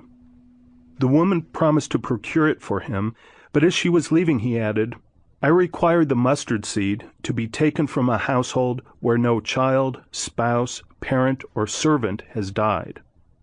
The woman agreed and began going from house to house in search of the mustard seed. At each house the people agreed to give her the seed, but when she asked them if anyone had died in that household, she could find no home where death had not visited. In one house a daughter, in another a servant, in others a husband or a parent had died. Kisukatami was not able to find a home free from the suffering of death. Seeing she was not alone in her grief, the mother let go of her child's lifeless body and returned to the Buddha, who said with great compassion, "You thought that you alone had lost a son. The law of death is that among all living creatures there is no permanence." It is clear from many of the Dalai Lama's speeches and remarks that compassion and suffering are closely linked in his philosophy. It is difficult to learn genuine compassion without understanding suffering, and we cannot fully understand suffering without directly confronting it first. And yet we have so many ways of denying or avoiding our problems, pain, and suffering. In beginning to learn how to deal with suffering, the story of Kisukatami is very instructive. Her insight into the universal nature of human suffering did not lessen the inevitable suffering that came from her loss, but it did reduce the suffering that came from struggling against this sad fact of life. Although the Dalai Lama believes that we may move towards happiness and freedom from suffering, we must begin that process by accepting it as a natural fact of human existence and courageously facing our problems head on. In our daily lives, problems are bound to arise. The biggest problems in our lives are the ones which we inevitably have to face, like old age, illness, and death. Trying to avoid our problems or simply not thinking about them may provide temporary relief, but I think that there is a better approach. If you directly confront your suffering, you will be in a better position to appreciate the depth and nature of the problem. If you are in battle, as long as you remain ignorant of the status and combat capability of your enemy, you will be totally unprepared and paralyzed by fear. However, if you know the fighting capability of your opponents, what sort of weapons they have, and so on, then you're in a much better position when you engage in the war. You might consider things like old age and death as negative, unwanted, and simply try to forget about them. But eventually these things will come anyway, and if you've avoided thinking about these things, when the day comes that these events occur, it will come as a shock, causing unbearable mental uneasiness. However, if you spend some time thinking about old age, death, and these other unfortunate things, your mind will be much more stable when these things actually happen. You have already anticipated that they will occur. There's really no avoiding the fact that suffering is a part of life. And of course, we have a natural tendency to dislike our suffering and problems. I think that ordinary people don't view the very nature of our existence to be characterized by suffering. I mean, on your birthday, people usually say, "Happy birthday." But actually, the day of your birthday was the birth of your suffering. But nobody says, "Happy birth of suffering day." Our attitude towards suffering becomes very important because it can affect how we cope with suffering when it arises. Now, our usual attitude consists of any intense aversion and intolerance of our pain and suffering. However, if we can transform our attitude towards suffering, adopt an attitude that allows us greater tolerance of it, then this can do much to help counteract feelings of mental unhappiness, dissatisfaction, and discontent.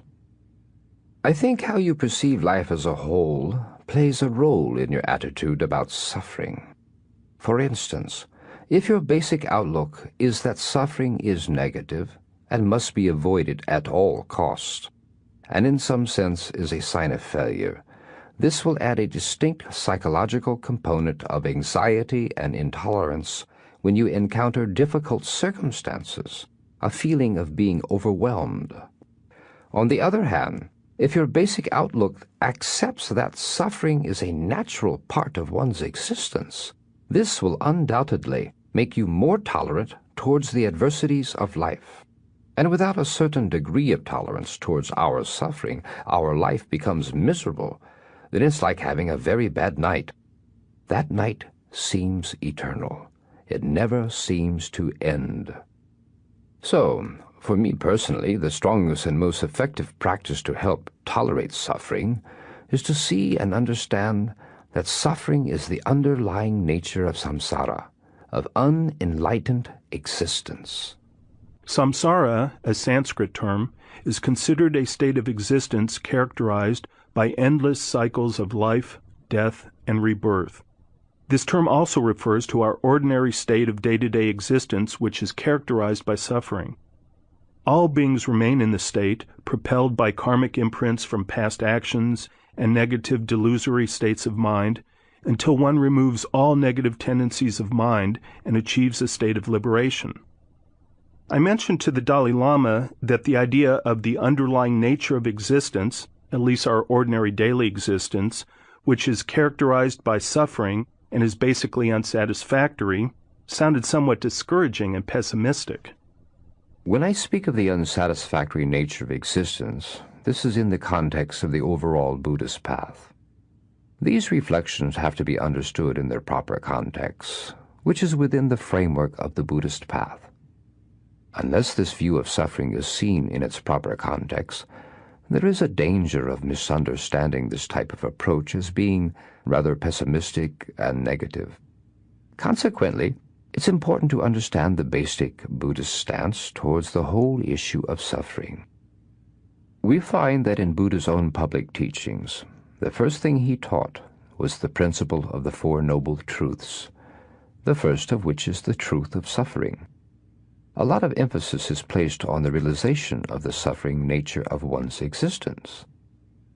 The point that has to be borne in mind is that the reason why reflection on suffering is so important is because there is a possibility of a way out. There is an alternative. There is a possibility of freedom from suffering. By removing the causes of suffering, it is possible to attain a state of liberation, a state free from suffering. According to Buddhist thought, the root causes of suffering are ignorance, craving, and hatred. These are called the three poisons of the mind. These terms have specific connotations when used within a Buddhist context.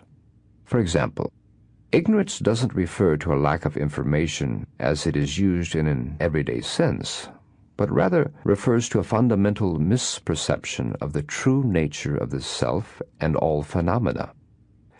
By generating insight into the true nature of reality and eliminating afflictive states of mind, such as craving and hatred, one can achieve a completely purified state of mind, free from suffering. Within the Buddhist context, when we reflect on the fact that our ordinary day-to-day existence is characterized by suffering, this serves to encourage us to engage in the practices that will eliminate the root causes of our suffering. I began to sense how reflecting on our suffering nature could play a role in accepting life's inevitable sorrows, and even as a valuable method of putting our daily problems in proper perspective. But I was curious to hear how the Dalai Lama dealt with suffering on a more personal level, how he handled the loss of a loved one, for instance. The subject arose in one of his public talks when an audience member, clearly in pain, asked him how to handle a great personal loss such as that of a child. To some degree, that depends on one's personal belief. If someone believes in rebirth, then accordingly, I think there is some way to reduce sorry or worry. One can take consolation in the fact that the loved one will be reborn. For those people who do not believe in rebirth, then I think there are still some simple ways to help deal with the loss. First, you could reflect that if you worry too much, allowing yourself to be too overwhelmed by the sense of loss and sorrow, and if you carry on with that feeling of being overwhelmed, not only is it very destructive and harmful to yourself, ruining your health, but also it would not have any benefit to the person who has passed away. For example, in my own case, I have lost my most respected tutor, my mother, and also one of my brothers. When they passed away, of course, I felt very, very sad. Then I constantly kept thinking that it's no use to worry too much, and if I really loved those people, then I must fulfill their wishes with a calm mind. So I try my best to do that. So I think if you've lost someone who is very dear to you, that's the proper way to approach it. You see, the best way to keep a memory of that person is to see if you can carry on the wishes of that person. Initially, of course, feelings of grief and anxiety are a natural human response to a loss. But if you allow these feelings of loss and worry to persist, there's a danger. If these feelings are left unchecked, they can lead to a kind of self-absorption, a situation where the focus becomes your own self. And when that happens, you become overwhelmed by the sense of loss, and you get a feeling that it's only you who is going through this. Depression sets in. But in reality, there are others who will be going through the same kind of experience. So if you find yourself worrying too much, it may help to think of the other people who have similar or even worse tragedies. Once you realize that, then you no longer feel isolated, as if you have been picked out. That can offer you some kind of condolence. The wish to be free of suffering is the legitimate goal of every human being. It is the corollary of our wish to be happy. Thus, it is entirely appropriate that we seek out the causes of our unhappiness and do whatever we can to alleviate our problems, searching for solutions on all levels: global, societal, family, and individual. But as long as we view suffering as an unnatural state, an abnormal condition that we fear, avoid, and reject, we will never uproot the causes of suffering or begin to live a happier life.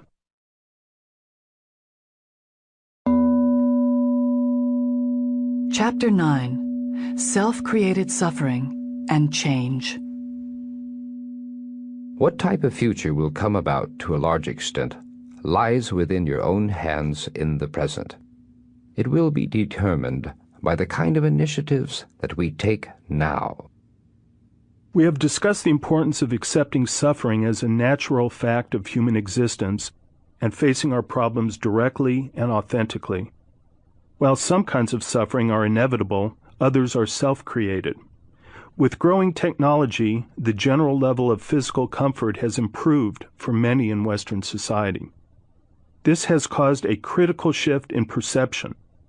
As suffering becomes less visible, it is no longer seen as part of the fundamental nature of human beings, but rather as an anomaly, a sign that something has gone terribly wrong, a sign of the failure of some system, an infringement on our guaranteed right to happiness. This kind of thinking poses hidden dangers. If we think of suffering as something unnatural, something that we shouldn't be experiencing, then it's not much of a leap to begin to look for someone to blame for our suffering. If I'm unhappy, then I must be the victim of someone or something, an idea that is all too common in the West. The victimizer may be the government, the educational system, abusive partners, a dysfunctional family, the other gender, or our uncaring mate. Or we may turn blame inward. There's something wrong with me. I'm the victim of disease, of defective genes perhaps. By continuing to focus on assigning blame and maintaining a victim stance, we perpetuate our suffering and our related feelings of anger, frustration, and resentment. This is one way that we can create our own suffering, but we add to our own suffering in other ways also. All too often, for example, we perpetuate pain, keep it alive, by replaying our hurts over and over in our minds, elaborating and magnifying our injustices in the process. We can see that there are many ways in which we actively contribute to our own experiences of mental unrest and suffering. Although in general, mental and emotional afflictions themselves can come naturally, often it is our own reinforcement of those negative emotions that make them so much worse. For instance, when we have anger or hatred towards a person, and we keep on thinking about it over and over, then it feeds the hatred. It makes it very powerful and intense. We also often add to our pain and suffering by being very overly sensitive, overreacting to minor things, and sometimes taking things too personally. So I think that to a large extent, whether or not you suffer depends on how you respond to a given situation. For example, let's say that you find out that someone is speaking badly of you behind your back. If you react to this knowledge that someone is speaking badly of you, this negativity, with a feeling of hurt or anger, then you yourself destroy your own peace of mind. Your pain is your own personal creation. On the other hand, if you can refrain from reacting in a negative way, let the slander pass by you as if it were silent wind passing behind your ears, you would protect yourself from that feeling of hurt and feeling of agony. So, although you may not always be able to avoid difficult situations, you can modify the extent to which you suffer by how you choose to respond to the situation. Therapists sometimes call the process described by the Dalai Lama personalizing our pain, the tendency to narrow our psychological field of vision by interpreting or misinterpreting everything that occurs in terms of its impact on us. When this kind of thinking becomes a pervasive pattern and extends to include every comment made by our family or friends, or even events in society at large, it can become a significant source of our misery. As Jacques Lussiran, a survivor of the Buchenwald concentration camp, wrote in later recounting his experiences in the camps, "Unhappiness, I saw then, comes to each of us because we think ourselves at the center of the universe, because we have the miserable conviction that we alone suffer to the point of unbearable intensity." As we've discussed, problems invariably arise in our daily life, but problems do not automatically cause suffering. If we directly address a problem and focus our energies on finding a solution, for instance, the problem can be transformed into a challenge. If we throw into the mix, however, a feeling that our problem is unfair, we add an additional ingredient that can become a powerful fuel in creating mental and emotional suffering. The Dalai Lama spoke about how to deal with the problem of unfairness. There may be a variety of ways that one might deal with the feeling that one's suffering is unfair. We've already spoken of the importance of accepting suffering as a natural fact of existence. Tibetans, or those of a Buddhist background, may be able to better accept the reality of difficult situations by attributing it to karma, to negative actions committed in either this or a previous life. For those in the West who believe in the idea of a creator, of God, they may accept difficult situations easier by viewing them as part of God's creation or plan. They may be helped by the faith that even though the situation appears very negative, God is all-powerful and very merciful, and there may be some meaning behind the situation that they may be unaware of. For those with no religious beliefs, perhaps a practical scientific approach could help, a kind of examination of the situation without much emotional involvement. A rational objective analysis of difficult or problematic situations can be quite important, because with this approach, you'll often discover that behind the scenes there may be other factors at play. For instance, if you feel that you're being treated unfairly by your boss at work, perhaps he may be annoyed by something else, an argument with his wife that morning or something, and his behavior may have nothing to do with you personally, may not be specifically directed at you. Of course, one must still face whatever the situation may be, but at least with this approach, one may not have the additional anxiety that would come along with it.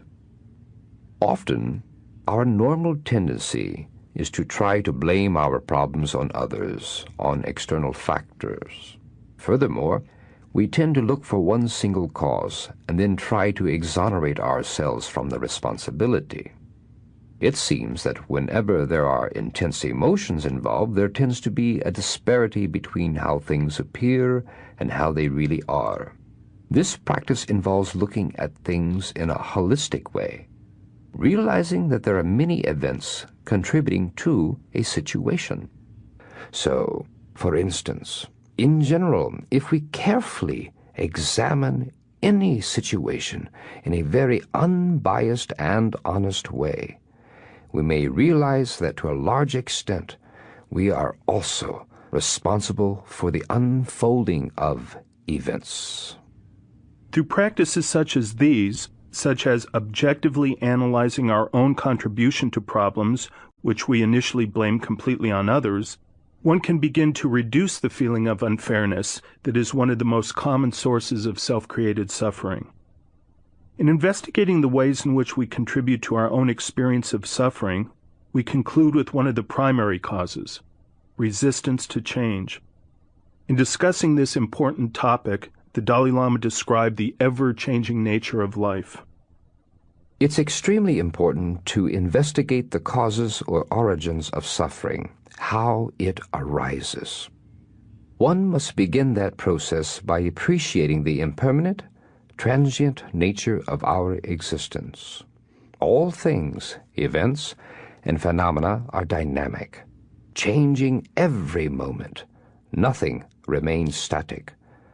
Meditation on one's blood circulation could serve to reinforce this idea. The blood is constantly flowing, moving. It never stands still. This momentarily changing nature phenomena is like a built-in mechanism. And since it is the nature of all phenomena to change every moment, this indicates to us that all things lack the ability to endure, lack the ability to remain the same. And since all things are subject to change, nothing exists in a permanent condition, nothing is able to remain the same under its own independent power. Thus, all things are under the power or influence of other factors. So, at any given moment, no matter how pleasant or pleasurable your experience may be, it will not last. This becomes the basis of a category of suffering known in Buddhism as the suffering of change. The concept of impermanence plays a central role in Buddhist thought. As the Dalai Lama has noted, it serves to remind us that life is tenuous and our time must be used to one's best advantage. On a deeper level, the contemplation of the more subtle aspects of impermanence, the impermanent nature of all phenomena, begins the Buddhist practitioner's quest to understand the true nature of reality, and through this understanding, dispel the ignorance that is the ultimate source of our suffering. But whether one looks at life from a Buddhist perspective or a Western perspective, the fact remains that life is change. And to the degree that we refuse to accept this fact and resist the natural changes of life, trying desperately to hold on to the past, for example, we will continue to perpetuate our own suffering. Chapter 10. Shifting Perspective. The ability to look at events from different perspectives can be very helpful. Then practicing this, one can use certain experiences, certain tragedies, to develop a calmness of mind. The ability to shift perspective can be one of the most powerful and effective tools we have to help us cope with life's daily problems, both large and small. One must realize that every phenomena, every event, has different aspects. Everything is of a relative nature. For example, in my own case, I lost my country. It is very tragic, and there are even worse things. There's a lot of destruction happening in our country. That's a very negative thing. But if I look at the same event from another angle, I realize that as a refugee, I have another perspective. As a refugee, there is no need for formalities, ceremony, protocol. If everything were status quo, if things were okay, then on a lot of occasions you merely go through the motions, you pretend. But when you are passing through desperate situations, there's no time to pretend. So from that angle, this tragic experience has been very useful to me. Also, being a refugee creates a lot of new opportunities for meeting with many people. People from different religious traditions, from different walks of life, those who I may not have met had I remained in my country. So, in that sense, it's been very, very useful. It seems that often when problems arise, our outlook becomes narrow. All of our attention may be focused on worrying about the problems, and we may have a sense that we're the only one that is going through such difficulties. This can lead to a kind of self-absorption that can make the problem seem very intense. When this happens, I think that seeing this from a wider perspective can definitely help, realizing, for instance, that there are many other people who have gone through similar experiences and even worse experiences. This practice of shifting perspective can even be helpful in certain illnesses or pain. If you only look at that one event, then it appears bigger and bigger. If you focus too closely, too intensely on a problem when it occurs, it appears uncontrollable. But if you compare that event with some other greater event, look at the same problem from a distance, then it appears smaller and less overwhelming. The ability to shift perspective, the capacity to view one's problems from different angles, is nurtured by a certain supple quality of mind. The ultimate benefit of a supple and flexible mind is that it allows us to embrace all of life, to be fully alive and human. Following a long day of public talks in Tucson one afternoon, the Dalai Lama slowly walked back to his hotel suite. As he walked, a bank of magenta rain clouds spanned the sky, absorbing the late afternoon light and sending the Catalina Mountains into deep relief.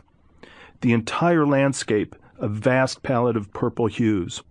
The effect was spectacular. The warm air was laden with the fragrance of desert plants, of sage, a moist, restless breeze holding the promise of an unbridled storm. The Dalai Lama stopped. For several moments he quietly surveyed the horizon, taking in the entire panorama, finally commenting on the beauty of the setting. He walked on, but after a few steps he paused again, bending down to examine a tiny lavender bud on a small plant. He touched it gently, noting its delicate form, and wondered aloud about the name of the plant. I was struck by the facility of his mind. His awareness seemed to move so easily from taking in the complete landscape to focusing on a single bud, a simultaneous appreciation of the totality of the environment as well as the smallest detail, a capacity to encompass all facets and the full spectrum of life. Every one of us can develop this same suppleness of mind. It comes about, at least in part, directly through our efforts to stretch our perspective and deliberately try on new viewpoints. This can result in a simultaneous awareness of the big picture as well as our individual circumstances, putting our experiences in proper proportion. This dual outlook, a concurrent view of the big world and our own little world, can act as an internal navigational system, guiding us towards ultimate fulfillment of both our own goals and larger societal goals. When you speak of adopting a wider perspective, this includes working cooperatively with other people. When you have crises which are global by nature, for instance, such as the environment or problems of modern economic structure, this calls for a coordinated and concerted effort among many people with a sense of responsibility and commitment. This is more encompassing than an individual or personal issue. Of course, change must come from within the individual. But when you are seeking to find solutions to global problems, this requires the ability to address problems from various levels: the individual level, the community level, and the global level. Now, for instance, minimizing hatred is like internal disarmament. But internal disarmament must go with external disarmament. The whole world should be demilitarized. That is our ultimate goal. Of course, we cannot achieve this overnight. I think the realistic way is step by step. So on one level, we should be working towards developing inner peace, but at the same time it's very important to work towards external disarmament and peace as well, making a small contribution in whatever way we can. That's our responsibility. We've seen how there is a reciprocal relationship between a supple mind and the ability to shift perspective. A supple, flexible mind helps us address our problems from a variety of perspectives, and conversely, deliberately trying to objectively examine our problems from a variety of perspectives can be seen as a kind of flexibility training for the mind. In today's world, the attempt to develop a flexible mode of thinking isn't simply a self-indulgent exercise for idle intellectuals. It can be a matter of survival. Even on an evolutionary scale, the species that were most adaptable were the ones that survived and thrived. Life today is characterized by sudden, unexpected, and sometimes violent change. A supple mind can help us reconcile the external changes going on all around us.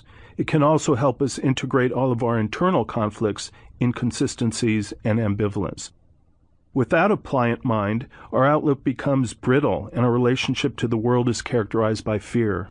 But by adopting a flexible approach to life, we can maintain our composure even under the most restless and turbulent conditions, and nurture the resiliency of the human spirit. Chapter 11. Finding Meaning in Pain and Suffering. By realizing the nature of suffering, you will develop a greater resolve to put an end to the causes of suffering. If shifting perspective is one way to make life's trials and problems more bearable, another is to be able to find meaning in pain and suffering. As Viktor Frankl, a Jewish psychiatrist imprisoned by the Nazis in World War II, once said, "Man is ready and willing to shoulder any suffering, as soon and as long as he can see meaning in it." In discussing how personal suffering can take on meaning, the Dalai Lama illustrates how suffering can be put to practical use within the context of the Buddhist tradition. In Buddhist practice, one can use one's personal suffering in a formal way to enhance compassion by using it as an opportunity for the practice of Tongling, or giving and receiving, a Mahayana visualization practice in which one mentally visualizes taking on another's pain and suffering, and in turn giving them all of your resources, good health, fortune, and so on.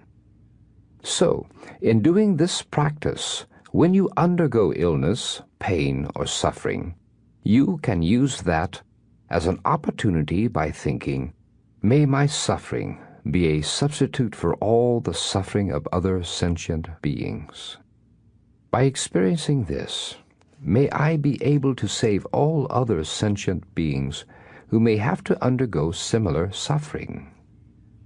In describing this practice, if, for instance, you become ill and practice this technique thinking, "May my illness act as a substitute for others who are suffering from similar illness," and you visualize taking on their suffering and giving them your good health, I am not suggesting that you ignore your own health. However, once you do become ill, practices such as Tongling can make a significant difference in how you respond to the situation.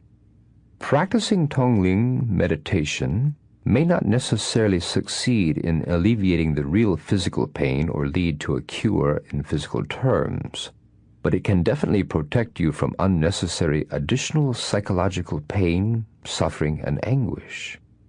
One can think, "May I, by experiencing this pain and suffering, be able to help other people and save others who may have to go through the same experience."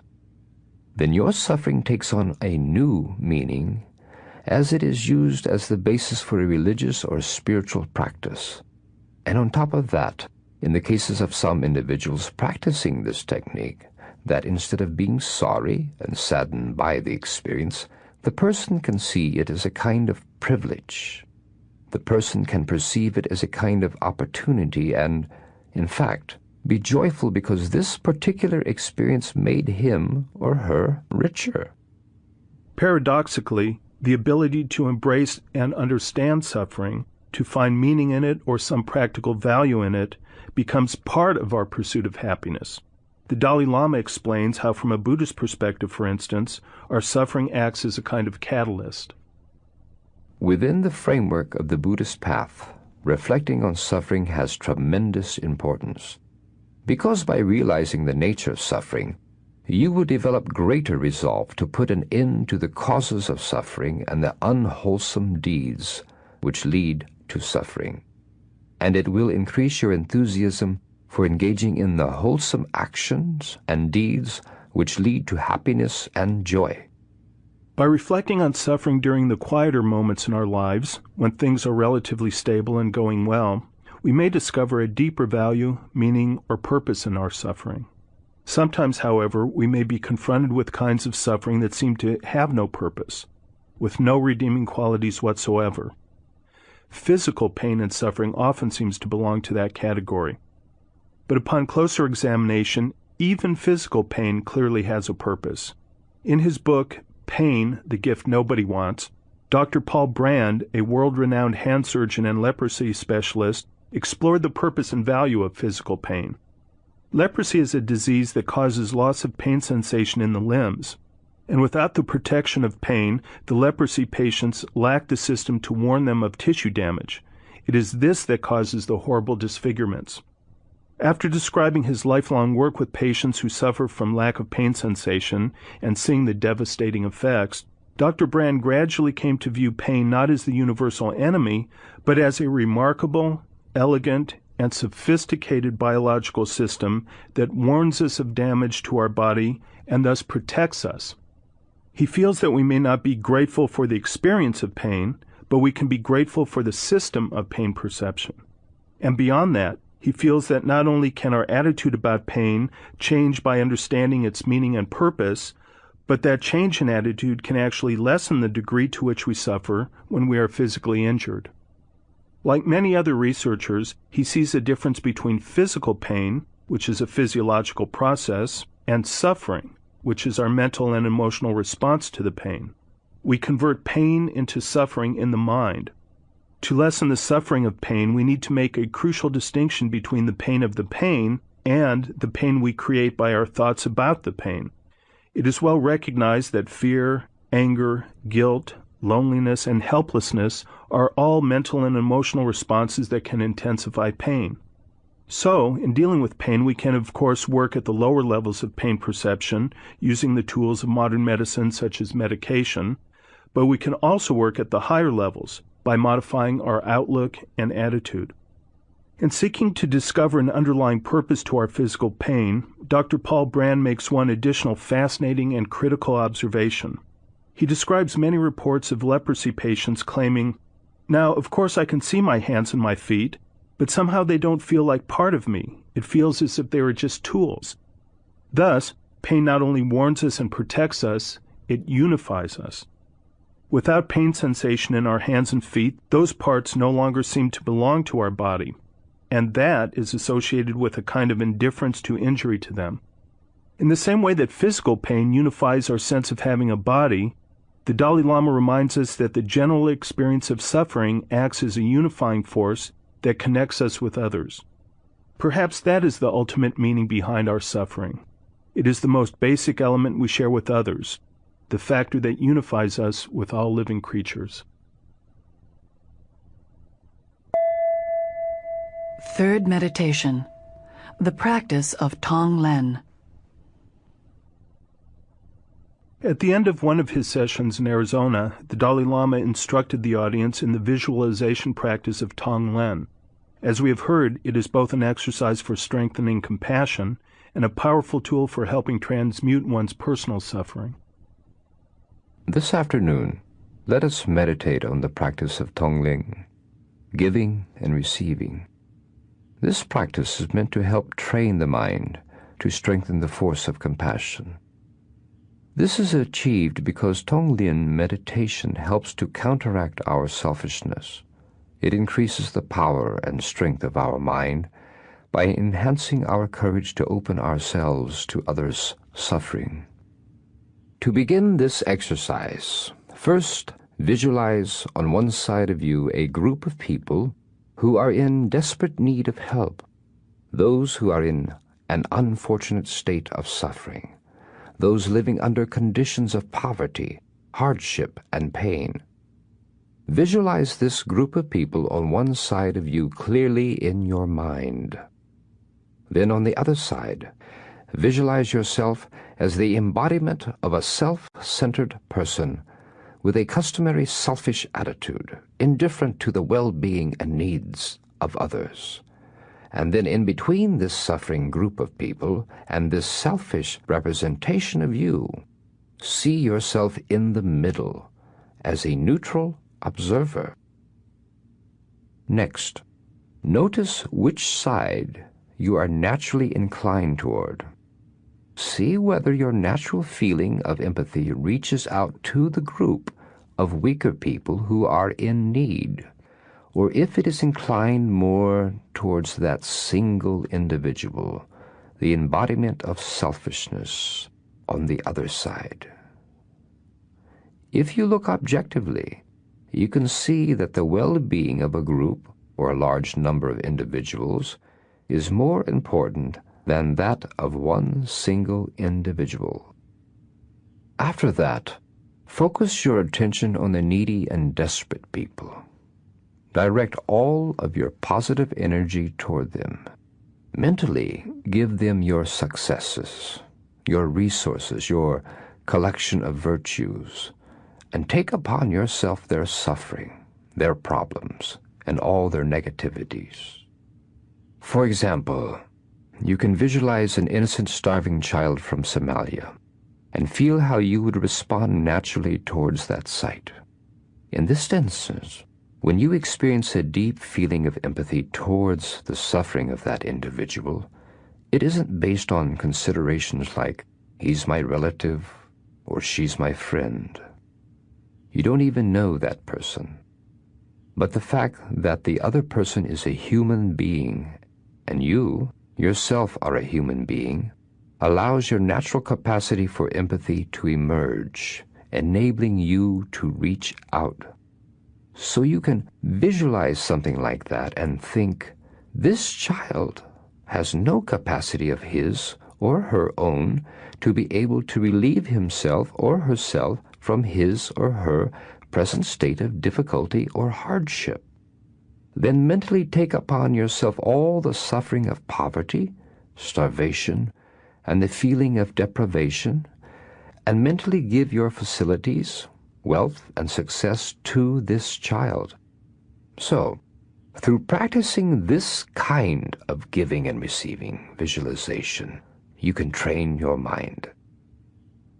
When engaging in this practice, it is sometimes helpful to begin by first imagining your own future suffering, and with an attitude of compassion, take your own future suffering upon yourself right now, with the wish of freeing yourself from all future suffering. After you gain some practice, you can then expand the process to include taking on the suffering of others. When you do the visualization of taking upon yourself, it is useful to visualize these sufferings, problems, and difficulties in the form of poisonous substances, dangerous weapons, or terrifying animals, things that normally the very sight of which makes you shudder. So visualize the suffering in these forms, and then absorb them directly into your heart.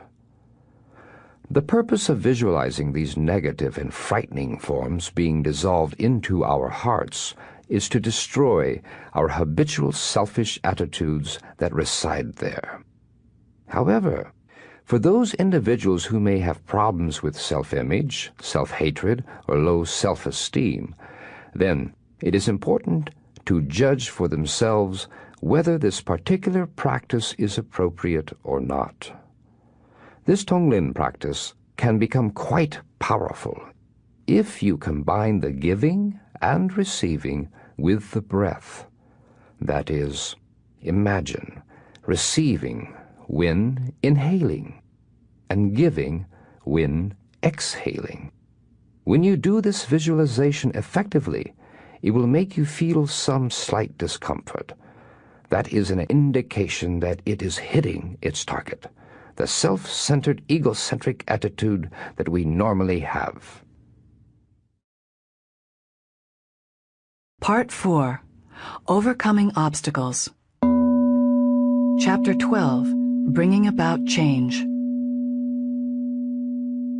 Our positive states of mind can act as antidotes to our negative tendencies and illusory states of mind.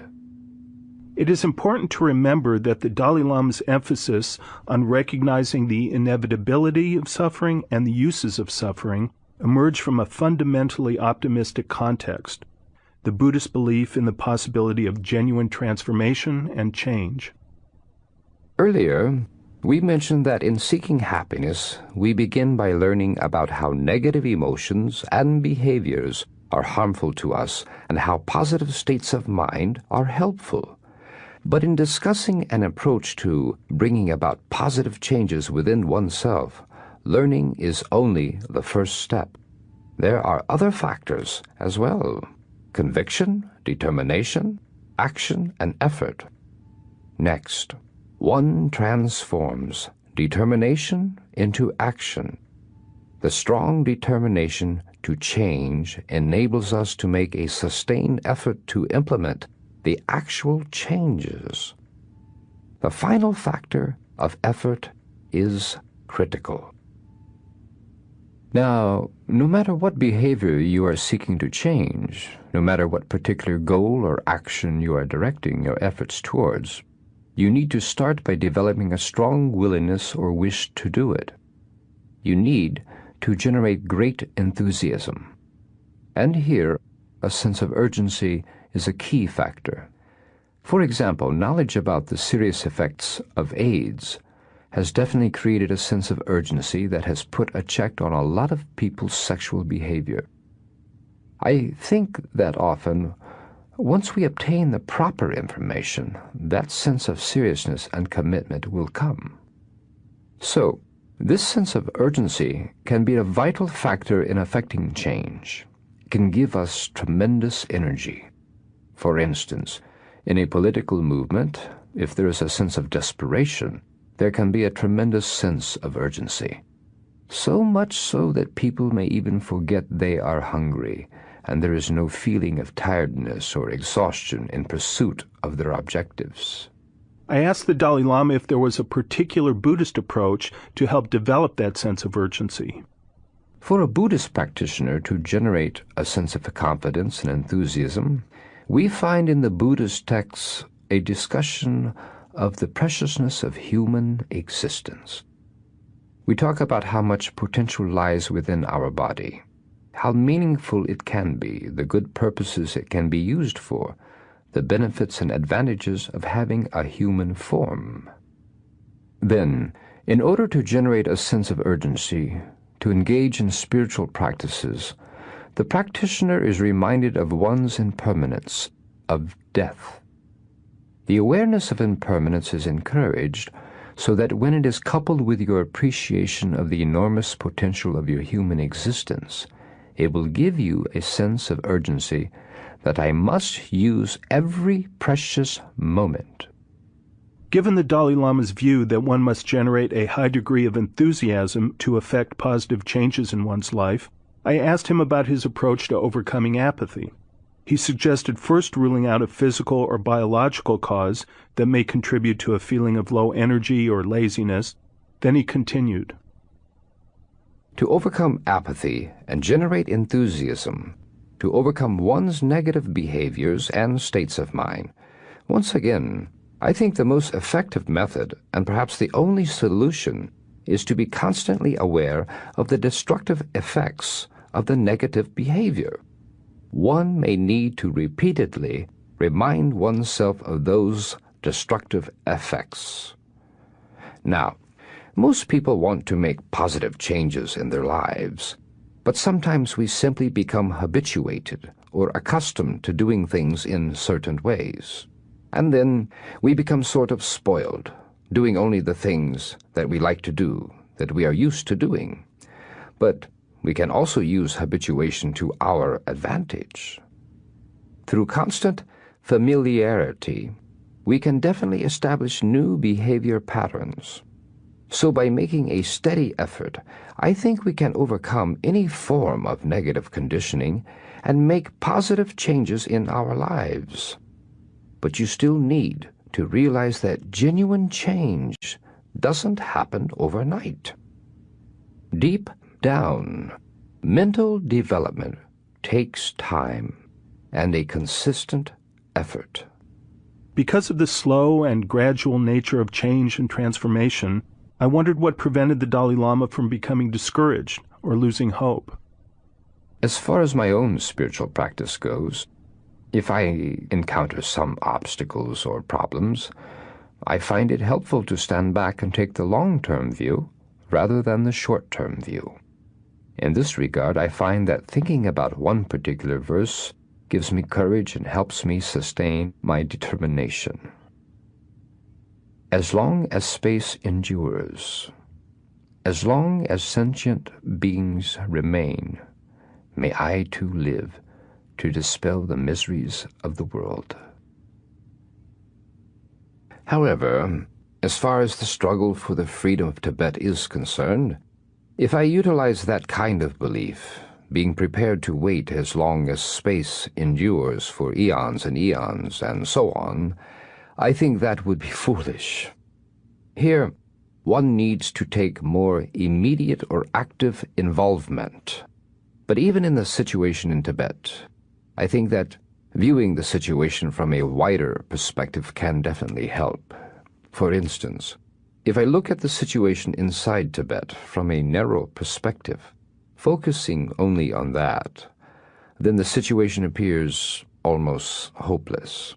However, if I look from a wider perspective, a world perspective, then I see the international situation in which whole communist and totalitarian systems are collapsing, where even in China there's a democracy movement and the spirit of Tibetans remains high.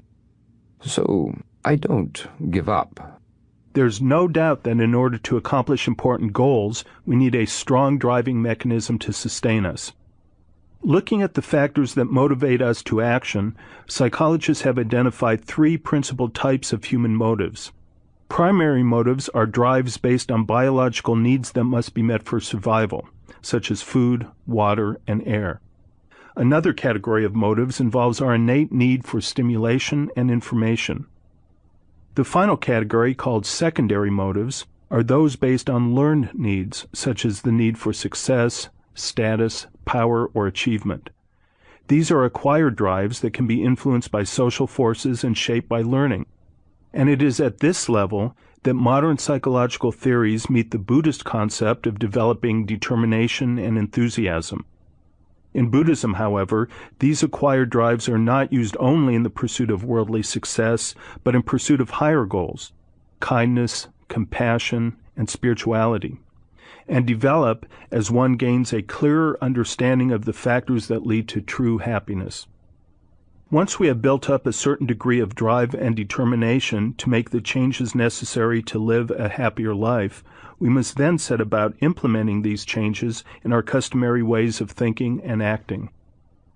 While science has recently revealed that one's genetic predisposition plays some role in an individual's characteristic way of responding to the world, most social scientists and psychologists feel that a large measure of the way we behave, think, and feel is determined by learning and conditioning, which comes about as a result of our upbringing and the various social and cultural forces around us. And since it is believed that behaviors are largely established by conditioning and reinforced and amplified by habituation, this opens up the possibility, as the Dalai Lama contends, of extinguishing harmful or negative conditioning and replacing it with helpful, life-enhancing conditioning.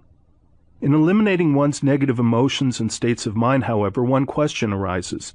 Since these negative emotions seem to be a natural or integral part of our psychological makeup, is it really reasonable or practical to try to eradicate them? Yes. Some people suggest that anger, hatred, and other negative emotions are a natural part of our mind, and there is no way to really change these mental states. But that is wrong. Now, for example, all of us are born in an ignorant state. In this sense, ignorance is also quite natural. But as we grow through education and learning, we can acquire knowledge and dispel ignorance. And in that same way, through proper training, we can gradually reduce our negative emotions and increase positive states of mind, such as love, compassion, and forgiveness. When speaking of these negative states of mind, I am referring to what are called yang meng in Tibetan, or klesha in Sanskrit. This term literally means that which afflicts from within. It is often translated as delusions. It's easy to recognize the afflictive nature of these delusions simply because they have this tendency to destroy our calmness and presence of mind. But it's much more difficult to find out whether or not we can overcome them. That is a question that directly relates to the whole idea of whether or not it is possible to attain the full realization of our spiritual potential. That is a very serious and difficult situation. Now, in Buddhist thought, we have three principal premises on which we believe that can happen. The first premise is that all deluded states of mind, all afflictive emotions and thoughts, are essentially distorted in that they are rooted in misperceiving the actual reality of the situation. No matter how powerful, deep down these negative emotions have no valid foundation. They are based on ignorance. On the other hand, positive emotions or states of mind such as love, compassion, insight have a solid basis. When the mind is experiencing these positive states, there is no distortion. In addition, these positive factors are grounded in reality. They can be verified by our own experience. There is a kind of grounding and rootedness in reason and understanding, and this is not the case with afflictive emotions like anger and hatred. On top of that, all these positive states of mind have the quality that you can enhance them and increase them to a limitless degree if you regularly practice them through training and constant familiarity. The second premise on which we base the claim that our negative emotions can be rooted out and eliminated is based on the fact that our positive states of mind can act as antidotes to our negative tendencies and illusory states of mind. And as you enhance the capacity of these antidotal factors, the greater their force, the more you will be able to reduce the force of the mental and emotional afflictions. Within Buddhist practice, the cultivation of certain specific positive mental qualities, such as patience, tolerance, kindness, and so on, can act as specific antidotes to negative states of mind, such as anger, hatred, and attachment. But since these positive antidotes seek to eliminate only certain specific emotions, in some sense they can be seen as only partial measures. These afflictive emotions, such as attachment and hatred, are ultimately rooted in ignorance, misconception of the true nature of reality. Therefore, in order to fully overcome all of these negative tendencies, one must apply the antidote to ignorance, the wisdom factor. The wisdom factor involves generating insight into the true nature of reality. So we not only have specific antidotes for specific negative emotions, for example, patience and tolerance act as specific antidotes to anger and hatred, but we also have a general antidote, insight into the true nature of reality, that acts as an antidote to all negative states of mind. It is similar to getting rid of a poisonous plant. You can eliminate the harmful effects by cutting off the specific branches or leaves, or you can eliminate the entire plant by uprooting it. The third premise is that the essential nature of mind is pure. It is based on the belief that the underlying basic subtle consciousness is untainted by negative emotions. Its nature is pure, a state which is referred to as the mind of clear light. That basic nature of the mind is also called Buddha nature. So since negative emotions are not an intrinsic part of this Buddha nature, there is a possibility to eliminate them and purify the mind. The Dalai Lama's method of achieving full potential and becoming happy is radically different from most Western approaches. While we're used to the idea, for example, of using psychotherapeutic techniques such as behavior therapy to attack specific bad habits such as smoking, drinking, or temper flares, we are not accustomed to systematically cultivating positive attributes, love, compassion, generosity, as weapons against all negative states. The Dalai Lama's method for achieving happiness is based on the revolutionary idea that negative mental states are not an intrinsic part of our minds. They are transient obstacles that obstruct the expression of our underlying natural state of joy and happiness. And these obstacles can be neutralized through the antidotes, or the corresponding positive mental states. And when this discipline, derived from Buddhist thought, is viewed in the light of scientific evidence showing that we can change the very structure and function of the brain by establishing new conditioning that comes about by deliberately cultivating new ways of thinking, then the idea that we can achieve happiness through training of the mind seems a very real possibility. Chapter 13. Dealing with Anger and Hatred. If one comes across a person who has been shot by an arrow, one does not spend time wondering about where the arrow came from, or the caste of the individual who shot it, or analyzing the type of wood the shaft is made of, or the manner in which the arrowhead was fashioned. Rather, one should focus on immediately pulling out the arrow. This observation of the Buddhas leads us to the next step in the Dalai Lama's approach to reshaping our minds and hearts. The Dalai Lama now turns to some of the arrows, the negative states of mind that destroy our happiness, beginning with the discussion of anger and hatred. Generally speaking, there are many different kinds of afflictive or negative emotions, such as conceit, arrogance, jealousy, desire, lust, close-mindedness, and so on. But out of all these, hatred and anger are considered to be the greatest evil because they are the greatest obstacle to developing compassion and altruism, and they destroy one's virtue and calmness of mind. Now, under rare circumstances, some kinds of anger can be positive.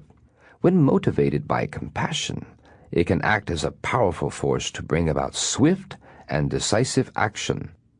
But generally speaking, anger leads to ill feeling and hatred is never positive. It has no benefit at all. It is always totally negative. The destructive effects of hatred are very visible, very obvious and immediate. For example, when a very strong or forceful thought of hatred arises within you, at that very instant it totally overwhelms you and destroys your peace of mind. Your presence of mind disappears completely. When such intense anger and hatred arises, it obliterates the best part of your brain, which is the ability to judge between right and wrong, and the long-term and short-term consequences of your actions. Your power of judgment becomes totally inoperable. It can no longer function. It is almost like you have become insane. Even at the physical level, hatred brings about a very ugly, unpleasant physical transformation of the individual. For reasons such as these, hatred is compared to an enemy. This inner enemy has no other function than causing you harm, destroying us, both in the immediate term and the long term. It is your true enemy, your ultimate enemy. This is very different from an ordinary enemy. Although an ordinary enemy may engage in activities that are harmful to us, at least he or she has many other functions. That person has got to eat and sleep. He or she cannot devote 24 hours a day of his or her existence to this project of destroying us. On the other hand, hatred has no other function, no other purpose than destroying us. So realizing this fact, you should resolve that you will never give an opportunity for this enemy, hatred, to arise within you. We cannot overcome anger and hatred simply by suppressing them. We need to actively cultivate the antidotes to hatred, patience and tolerance. When you are engaged in the practice of patience and tolerance, in reality, what is happening is you are engaged in a combat with hatred and anger. Since it is a situation of combat, you seek victory. But you also have to be prepared for the possibility of losing that battle. So while you are engaged in combat, you should not lose sight of the fact that in the process, you will confront many problems. You should have the ability to withstand these hardships. Someone who gains victory through such an arduous process is a true hero. In some cases, people harbor strong feelings of anger and hurt based on something done to them in the past, and that feeling is kept bottled up. Under such circumstances, there is a Tibetan expression which says that if there is any sickness in the conch shell, if anything is blocking the shell, you can clear it out by blowing it out. Similarly, it is possible to imagine a situation in which, due to the bottling up of certain emotions, it may be better to just let it out and express it. However, I believe that generally speaking, anger and hatred are the type of emotions which, if you leave them unchecked or unattended, they tend to aggravate and keep on increasing. So, if you work toward building inner contentment and cultivating kindness and compassion, this brings about a certain calmness of mind that can help prevent anger from arising in the first place. And then when a situation does arise which makes you angry, you should directly confront your anger and analyze it. Investigate what factors have given rise to that particular instance of anger or hatred. Then, analyze further, seeing whether it is an appropriate response, and especially whether it is constructive or destructive. And you make an effort to exert a certain inner discipline and restraint, actively combating it by applying the antidotes, counteracting these negative emotions with thoughts of patience and tolerance. It's clear that in seeking to eliminate anger and hatred, the intentional cultivation of patience and tolerance is indispensable. In our everyday life experiences, tolerance and patience have great benefits. For instance, developing them will allow us to be able to sustain and maintain our presence of mind. Although you may have experienced many negative events in the past, with the development of patience and tolerance, it is possible to let go of your sense of anger and resentment. If you analyze the situation, you will realize that the past is past, so there is no use continuing to feel anger and hatred which does not change the situation, but just causes a disturbance within your mind and causes you continued unhappiness. Another benefit of responding to difficult situations with patience rather than giving in to anger is that you protect yourself from potential undesirable consequences which might come about if you reacted with anger. Because if you respond to situations with anger and hatred, not only does it not protect you from the injury or harm that has already been done to you, but on top of that, you create an additional cause for your own suffering in the future. Since patience or tolerance comes from an ability to remain firm and steadfast, and not to be overwhelmed by the adverse situations or conditions that one faces, one should not see tolerance or patience as a sign of weakness or giving in, but rather as a sign of strength coming from a deep ability to remain firm. Responding to a trying situation with patience and tolerance, rather than reacting with anger and hatred, involves active restraint, which comes from a strong, self-disciplined mind. I think there is a very close connection between humility and patience. Humility involves having the capacity to take a more confrontational stance, having the capacity to retaliate if you wish, yet deliberately deciding not to do so. That is what I would call genuine humility. Now, when we talk about how one should develop tolerance towards those who harm us, one should not misunderstand this to mean that we should just meekly accept whatever is done against us. Sometimes you might encounter situations that require strong countermeasures.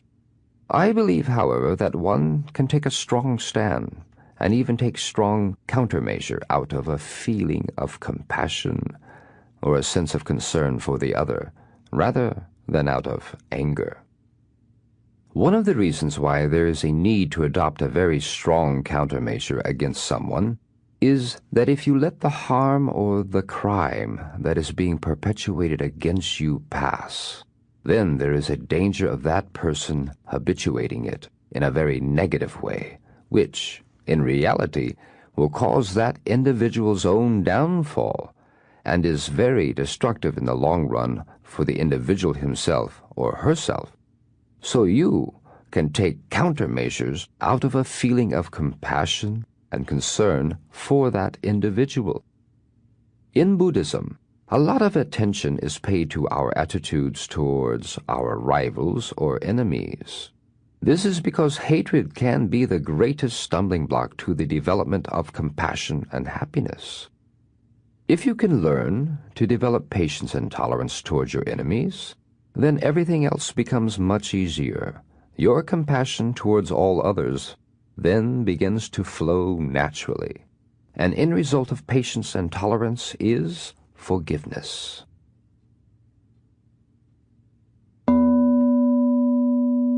Fourth and fifth meditations on anger. Begin to work with the Dalai Lama's ideas on using patience and tolerance to neutralize anger and hatred through these two simple yet effective meditations. Fourth meditation. Let us imagine a scenario where someone that you know very well, someone who is close or dear to you, is in a situation where the person loses his or her temper. You can imagine this occurring either in a very acrimonious relationship or in a situation where something personally upsetting is happening. The other person is so angry that he or she has lost all of his or her mental composure, creating very negative vibrations, even going to the extent of beating himself or herself up or breaking things.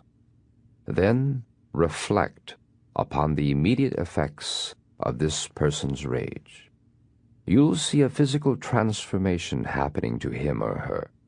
This person whom you feel close to, whom you like, the very sight of whom gave you pleasure in the past, now turns into this ugly person, even physically speaking. The reason why I think we should visualize this happening to someone else is because it is easier to see the faults of others than to see one's own faults. So using your imagination, do this meditation and visualization for a few minutes. At the end of that visualization, analyze the situation and relate the circumstance to your own experience. See that you yourself have been in this state many times. Resolve that I shall never let myself fall under the sway of such intense anger and hatred, because if I do that, I will also be in the same position. I will also suffer all these consequences, lose my peace of mind, lose my composure, assume this ugly physical appearance, and so on. So once you make that decision, then for the last few minutes of the meditation, focus your mind on that conclusion without further analysis. Simply let your mind remain on your resolution not to fall under the influence of anger and hatred. Fifth meditation Begin by visualizing someone whom you dislike, someone who annoys you, causes a lot of problems for you, or gets on your nerves. Then, imagine a scenario where the person irritates you, or does something that offends you or annoys you. And in your imagination, when you visualize this, let your natural response follow. Just let it flow naturally. See how you feel. See whether that causes the rate of your heartbeat to go up, and so on. Examine whether you are comfortable or uncomfortable. See if you immediately become more peaceful or if you develop an uncomfortable mental feeling. Judge for yourself. Investigate. So, for a few minutes, 3 or 4 minutes perhaps, judge and experiment. And then at the end of your investigation, if you discover that, yes, it is of no use to allow that irritation to develop, immediately I lose my peace of mind, then say to yourself, in the future, I will never do that. Develop that determination. Finally, for the last few minutes of the exercise, place your mind single-pointedly upon that conclusion or determination. So that's the meditation. Chapter 14. Self-Hatred and Human Potential. Of course we love ourselves. How can a person hate himself or herself? Buddhist philosophy has a well-entrenched methodology for dealing with hatred and anger that is directed outward. But the idea of self-hatred, of hatred turned inward, was astonishing to the Dalai Lama when he first heard of it. In fact, he only learned of the existence of self-hatred and its prevalence in Western culture during a conference with a group of Western scientists and psychologists held at his home in Dharamsala in 1991. As he became more familiar with the concept, he began to see ways in which the Buddhist doctrine could help one counteract this punishing impulse. When these people began speaking about self-hatred, at first I wasn't certain if I was understanding the concept correctly. Although I thought that I had some understanding of how the mind works, this idea of hating oneself was completely new to me. The reason why I found it quite so unbelievable is that, as practicing Buddhists, we are working very hard in trying to overcome our self-centered attitude, our selfish thoughts and motives. From this viewpoint, I think we love and cherish ourselves too much. So to think of this possibility of someone hating themselves was quite unbelievable. From the Buddhist point of view, being in a depressed state, in a state of discouragement, is seen as a kind of an extreme, which can clearly be an obstacle to taking the steps necessary to accomplish one's goals. A state of self-hatred is even far more extreme than simply being discouraged, and this can be very, very dangerous.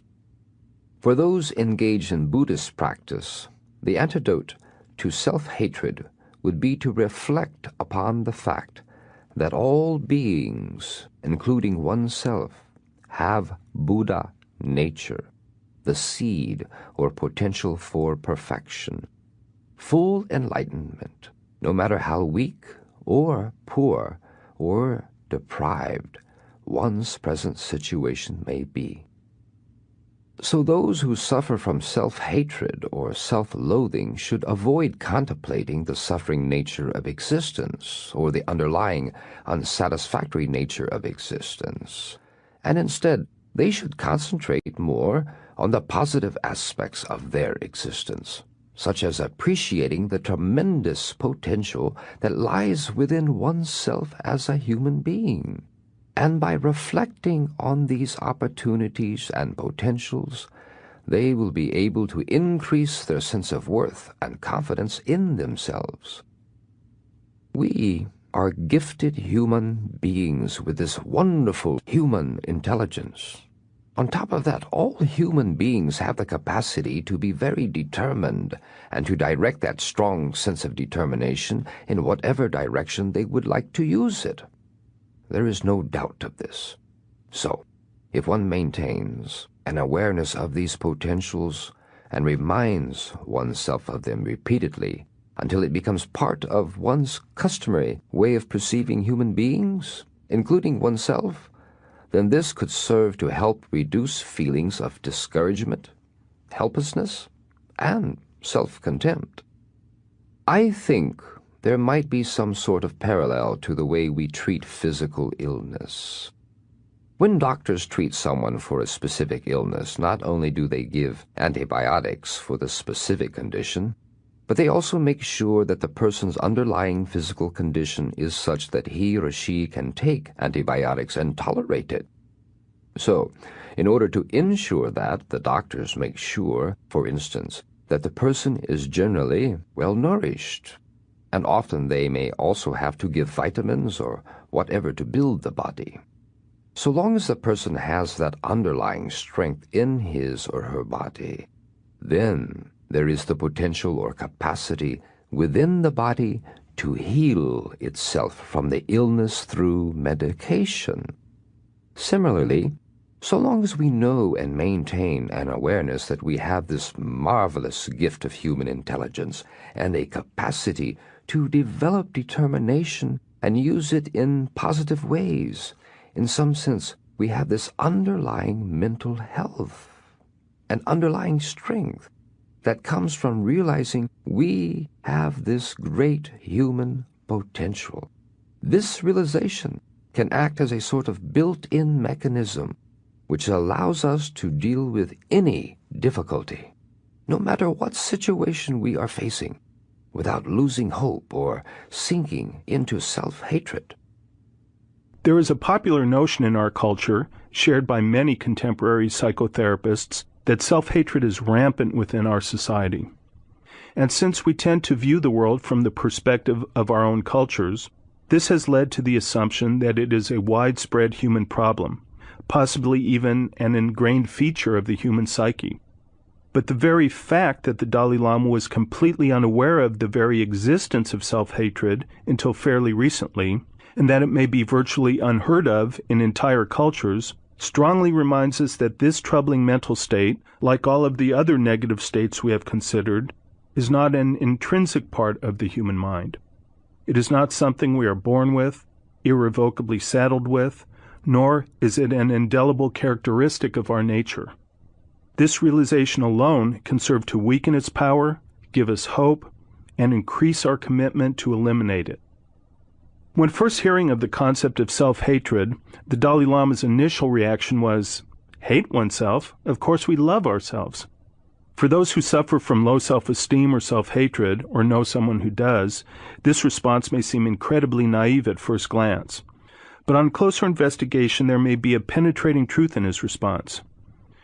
Love is difficult to define, and there may be many different definitions. But one definition of love, and perhaps the most pure and exalted kind of love, is an utter, absolute, and unqualified wish for the happiness of another individual. A heartfelt wish for the other's happiness regardless of whether he does something to injure us or even whether we like him. Now, deep in our hearts, there's no question that every one of us wants to be happy. So, if our definition of love is based on a genuine wish for someone's happiness, then each of us does in fact love himself or herself. Every one of us sincerely wishes for his or her own happiness. So perhaps the Dalai Lama was not far off the mark in his belief that all of us have this underlying self-love. And this idea suggests a powerful antidote to self-hatred. We can directly counteract thoughts of self-contempt by reminding ourselves that no matter how much we may dislike some of our characteristics, underneath it all, we wish ourselves to be happy. And that is a profound kind of love. Part 5. Closing Reflections. Chapter 15. The Spiritual Life and Spiritual Values. Religion should be a remedy to help reduce the conflict and suffering in the world, not another source of conflict. The art of happiness has many components. As we've seen, it begins with developing an understanding of the truest sources of happiness and basing our priorities in life on the cultivation of those sources. It involves an inner discipline, a gradual process of rooting out destructive mental states and replacing them with positive, constructive ones, such as kindness, tolerance, and forgiveness. In identifying the factors that lead to a full and satisfying life, we conclude with a discussion of the final component, spirituality. There is a natural tendency to associate spirituality with religion. The Dalai Lama's approach to achieving happiness has been shaped by his years of rigorous training as an ordained Buddhist monk. He is also widely regarded as a preeminent Buddhist scholar. For many, however, it is not his grasp of complex philosophical issues that offers the most appeal, but rather his personal warmth, humor, down-to-earth approach to life, and his ability to relate to people as simply one human being to another. Despite his position as one of the most prominent religious figures in the world, it is clear that he does not regard adherence to any one religion as the only form of spirituality. I believe that it is essential to appreciate our potential as human beings and to recognize the importance of inner transformation. This should be achieved through what could be called a process of mental development. Sometimes I call this having a spiritual dimension in one's life. There can be two levels of spirituality. One level of spirituality has to do with one's religious beliefs. In this world, there are so many different people, so many different dispositions. There are 5 billion human beings, and in a certain way, I think we need 5 billion different religions. I believe that each individual should embark upon a spiritual path that is best suited to his or her mental disposition, temperament, belief, family, and cultural background. Now, for example, as a Buddhist monk, I find Buddhism to be most suitable. So, for myself, I found that Buddhism is best. But that does not mean Buddhism is best for everyone. The purpose of religion is to benefit people, and I think that if we only had one religion, after a while it would cease to benefit many people. If you had a restaurant, for instance, and it only served one dish day after day for every meal, that restaurant wouldn't have many customers left after a while. People need and appreciate diversity in their food because there are so many different tastes.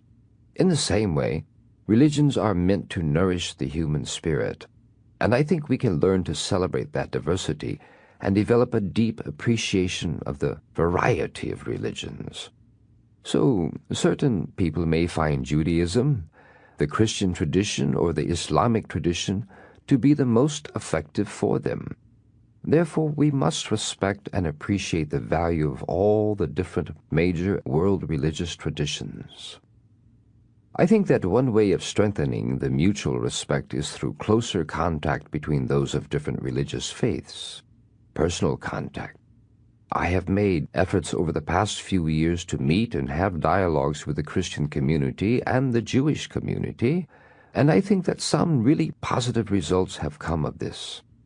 Through this kind of closer contact, we can learn about the useful contributions that these religions have made to humanity and find useful aspects of other traditions that we can learn from.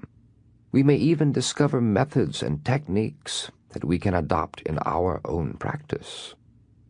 All of these religions can make an effective contribution for the benefit of humanity. They are all designed to make the individual a happier person and the world a better place. However, in order for the religion to have an impact in making the world a better place, I think it's important for the individual practitioner to sincerely practice the teachings of that religion. You must integrate the religious teachings into your life, wherever you are, so you can use it as a source of inner strength. And you must gain a deeper understanding of the religion's ideas, not just on an intellectual level, but with a deep feeling, making it part of your inner experience. There are so many things that divide humanity, so many problems in the world. Religion should be a remedy to help reduce the conflict and suffering in the world, not another source of conflict. So it is essential that we develop closer bonds among the various religions. Through this, we can make a common effort for the benefit of humanity. During the Dalai Lama's week of public talks in Tucson, he spoke about his own practices of prayer and meditation, and ways to make the spiritual life part of one's inner experience. I think prayer is, for the most part, simple daily reminders of your deeply held principles and convictions. I myself repeat certain Buddhist verses every morning. The verses may look like prayers, but they are actually reminders of how to speak to others, how to deal with people, how to deal with problems in one's daily life, things like that. So for the most part, my practice involves reviewing the importance of compassion, forgiveness, all these things. And of course, it also includes certain Buddhist meditations about the nature of reality, and also certain visualization practices. So in my own daily practice, my own daily prayers, if I go leisurely, it takes about 4 hours. It's quite long. The thought of spending 4 hours a day engaged in spiritual practices raised a question about how to make time for spiritual exercises, and prompted one of the Dalai Lama's most enlightening observations about the limitless nature of a spiritual life. If you make the effort, you can always find some time, say in the early morning, or sometime like the weekend. You can sacrifice some of your fun.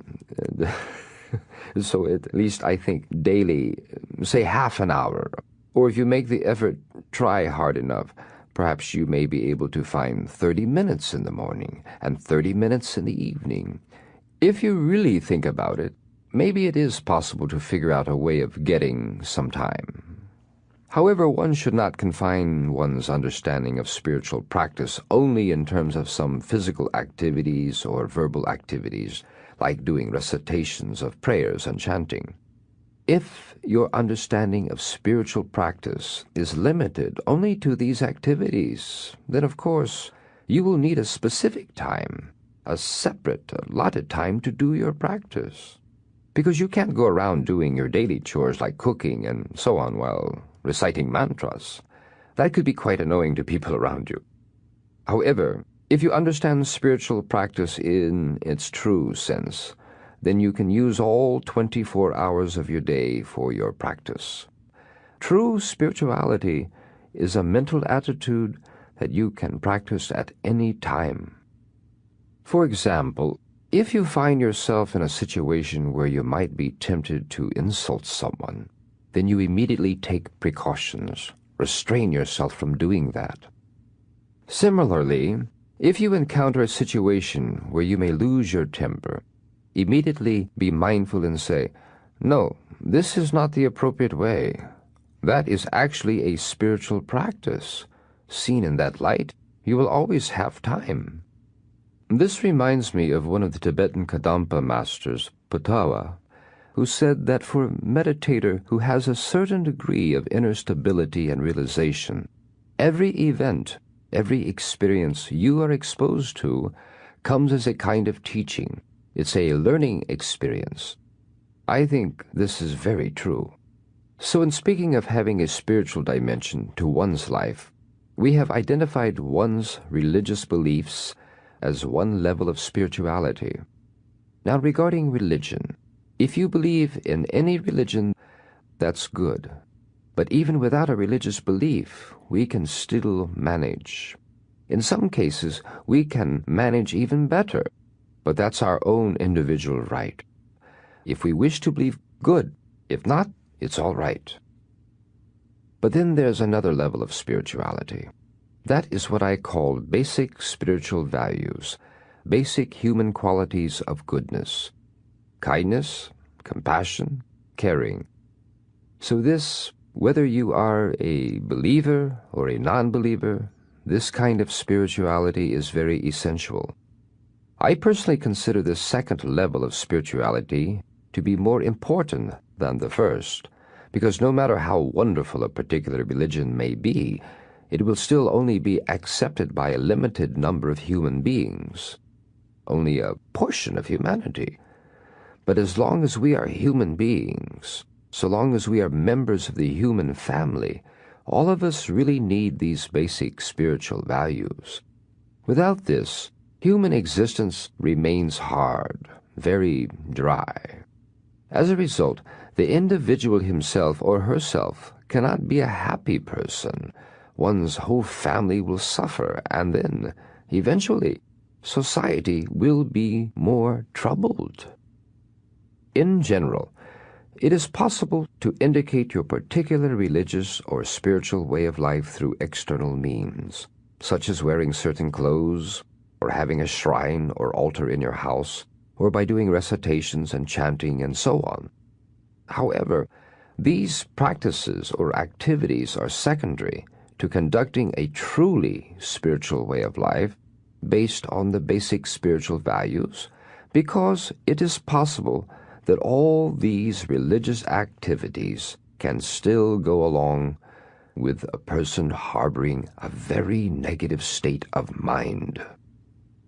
But true spirituality should have the result of making a person calmer, happier, more peaceful.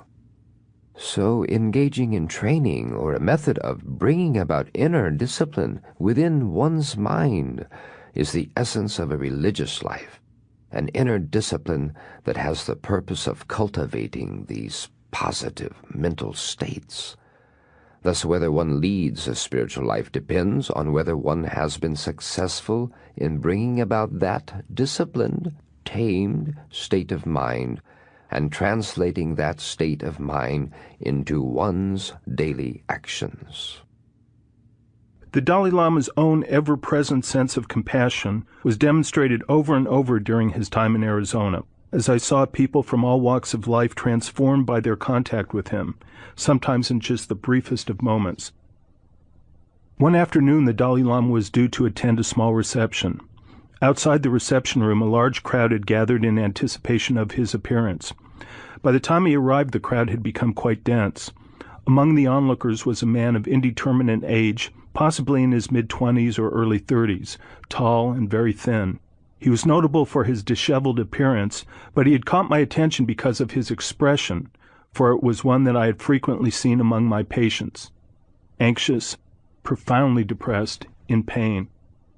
As the Dalai Lama arrived, the crowd condensed, pressing forward to greet him, and the security staff, most of them volunteers, struggled to hold back the advancing mass of people and clear a path to the reception room. The troubled young man, now with a somewhat bewildered expression, was crushed forward by the crowd and pushed to the edge of the clearing made by the security team. As the Dalai Lama made his way through, he noticed the man, broke free from the mooring of the security crew, and stopped to talk to him. The man was startled at first and began to speak very rapidly to the Dalai Lama, who spoke a few words in return. I couldn't hear what they were saying, but I saw that as the man spoke, he started to become visibly more agitated. The man continued to speak, but instead of responding, the Dalai Lama spontaneously took the man's hand between his, patted it gently, and for several moments simply stood there, silently nodding. As he held the man's hand firmly, looking into his eyes, it seemed as if he were completely unaware of the mass of people around him. The look of pain and agitation suddenly seemed to drain from the man's face, and tears ran down his cheeks. Although the smile that surfaced and slowly spread across his features was thin, a look of comfort and gladness appeared in the man's eyes.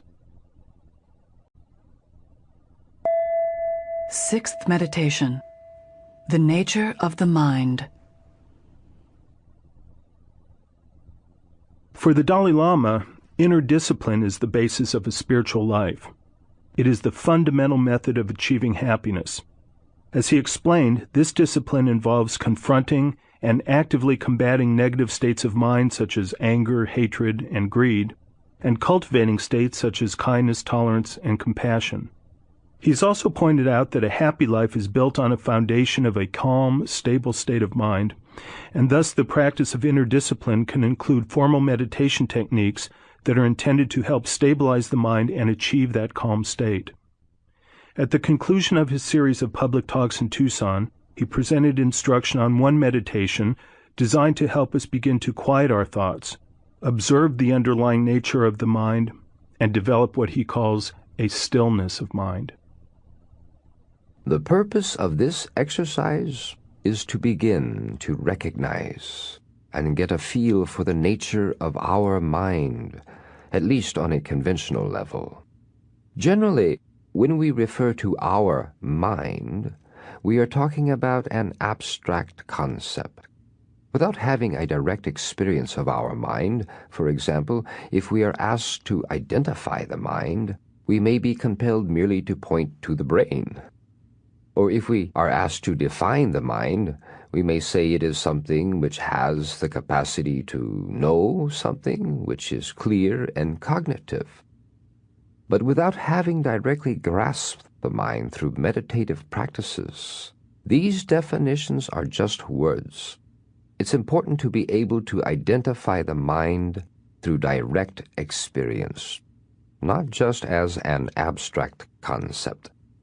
So the purpose of this exercise is to be able to directly feel or grasp the conventional nature of the mind. So when you say the mind has qualities of clarity and cognition, you will be able to identify it through experience, not just an abstract concept. This exercise helps one to deliberately stop discursive thoughts and gradually remain in the state for longer and longer duration. As you practice this exercise, eventually you will get to a feeling as if there is nothing there, a sense of vacuity. But if you remain there and go farther, you eventually begin to recognize the underlying nature of the mind, the qualities of clarity and knowing. It is similar to having a pure crystal glass full of water. If the water is pure, you can see the bottom of the glass, but you still recognize that the water is there. So today, let us meditate on non-conceptuality. This is not a mere state of dullness or blanked-out state of mind. Rather, what you should do is, first of all, generate the determination that I will maintain a state without thoughts. The way in which you should do that is this. Generally speaking, our mind is predominantly directed towards external objects. Our attention follows after the sense experiences. It remains at a predominantly sensory and conceptual level.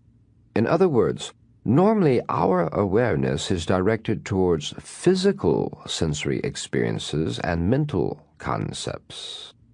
But in this exercise, what you should do is to withdraw your mind inward. Don't let it chase after or pay attention to sensory objects. At the same time, don't allow it to be so totally withdrawn that there is a kind of dullness or lack of mindfulness. You should maintain a very full state of alertness and mindfulness, and then try to see the natural state of your consciousness. A state where your consciousness is not afflicted by thoughts of the past, the things that have happened, your memories and remembrances, nor is it afflicted by thoughts of the future, like your future plans, anticipations, fears, and hopes, but rather try to remain in a natural and neutral state. This is a bit like a river which is flowing quite strongly, in which you cannot see the riverbed very clearly. If, however, there was some way you could immediately stop the flow from both directions, from where the water is coming and to where the water is flowing, then you could keep the water still. That would allow you to see the base of the river quite clearly. Similarly, when you are able to stop our mind from chasing sensory objects and thinking about the past and future and so on, and when you can free your mind from being totally blanked out as well, then you will begin to see underneath this turbulence of the thought processes. There is an underlying stillness, an underlying clarity of the mind. You should try to observe or experience this. At the initial stage, when you begin to experience this underlying nature state of consciousness, you might experience it in the form of some sort of absence. This is happening because we are so habituated to understanding our mind in terms of external objects. We tend to look at the world through our concepts, images, and so on. So when you withdraw your mind from external objects, it's almost as if you can't recognize your mind. There's a kind of absence, a kind of vacuity. However, as you slowly progress and get used to it, you will begin to notice an underlying clarity, a luminosity. That's when you begin to appreciate and realize the natural state of the mind. To begin, first do 3 rounds of breathing and focus your attention simply on the breath. Just be aware of inhaling, exhaling, and then inhaling, exhaling 3 times. Then start the meditation. The Dalai Lama removed his glasses, folded his hands in his lap, and remained motionless in meditation. Total silence pervaded the hall as 1,500 people turned inward in the solitude of 1,500 private worlds, seeking to still their thoughts and perhaps catch a glimpse of their own true nature. After 5 minutes, the silence was broken as the Dalai Lama began to chant softly in Tibetan, his voice low and melodic, gently leading his listeners from their meditation.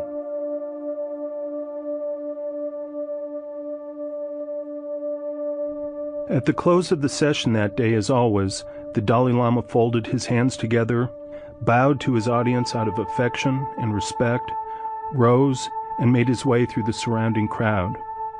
His hands remained clasped together, and he continued to bow as he left the room.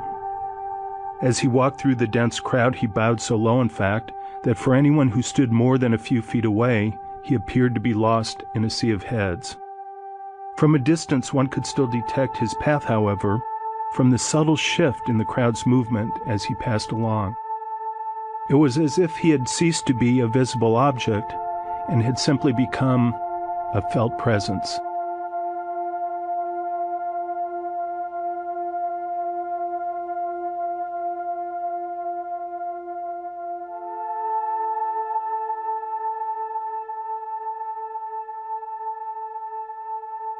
You've been listening to The Art of Happiness by His Holiness the Dalai Lama and Howard C. Cutler, MD.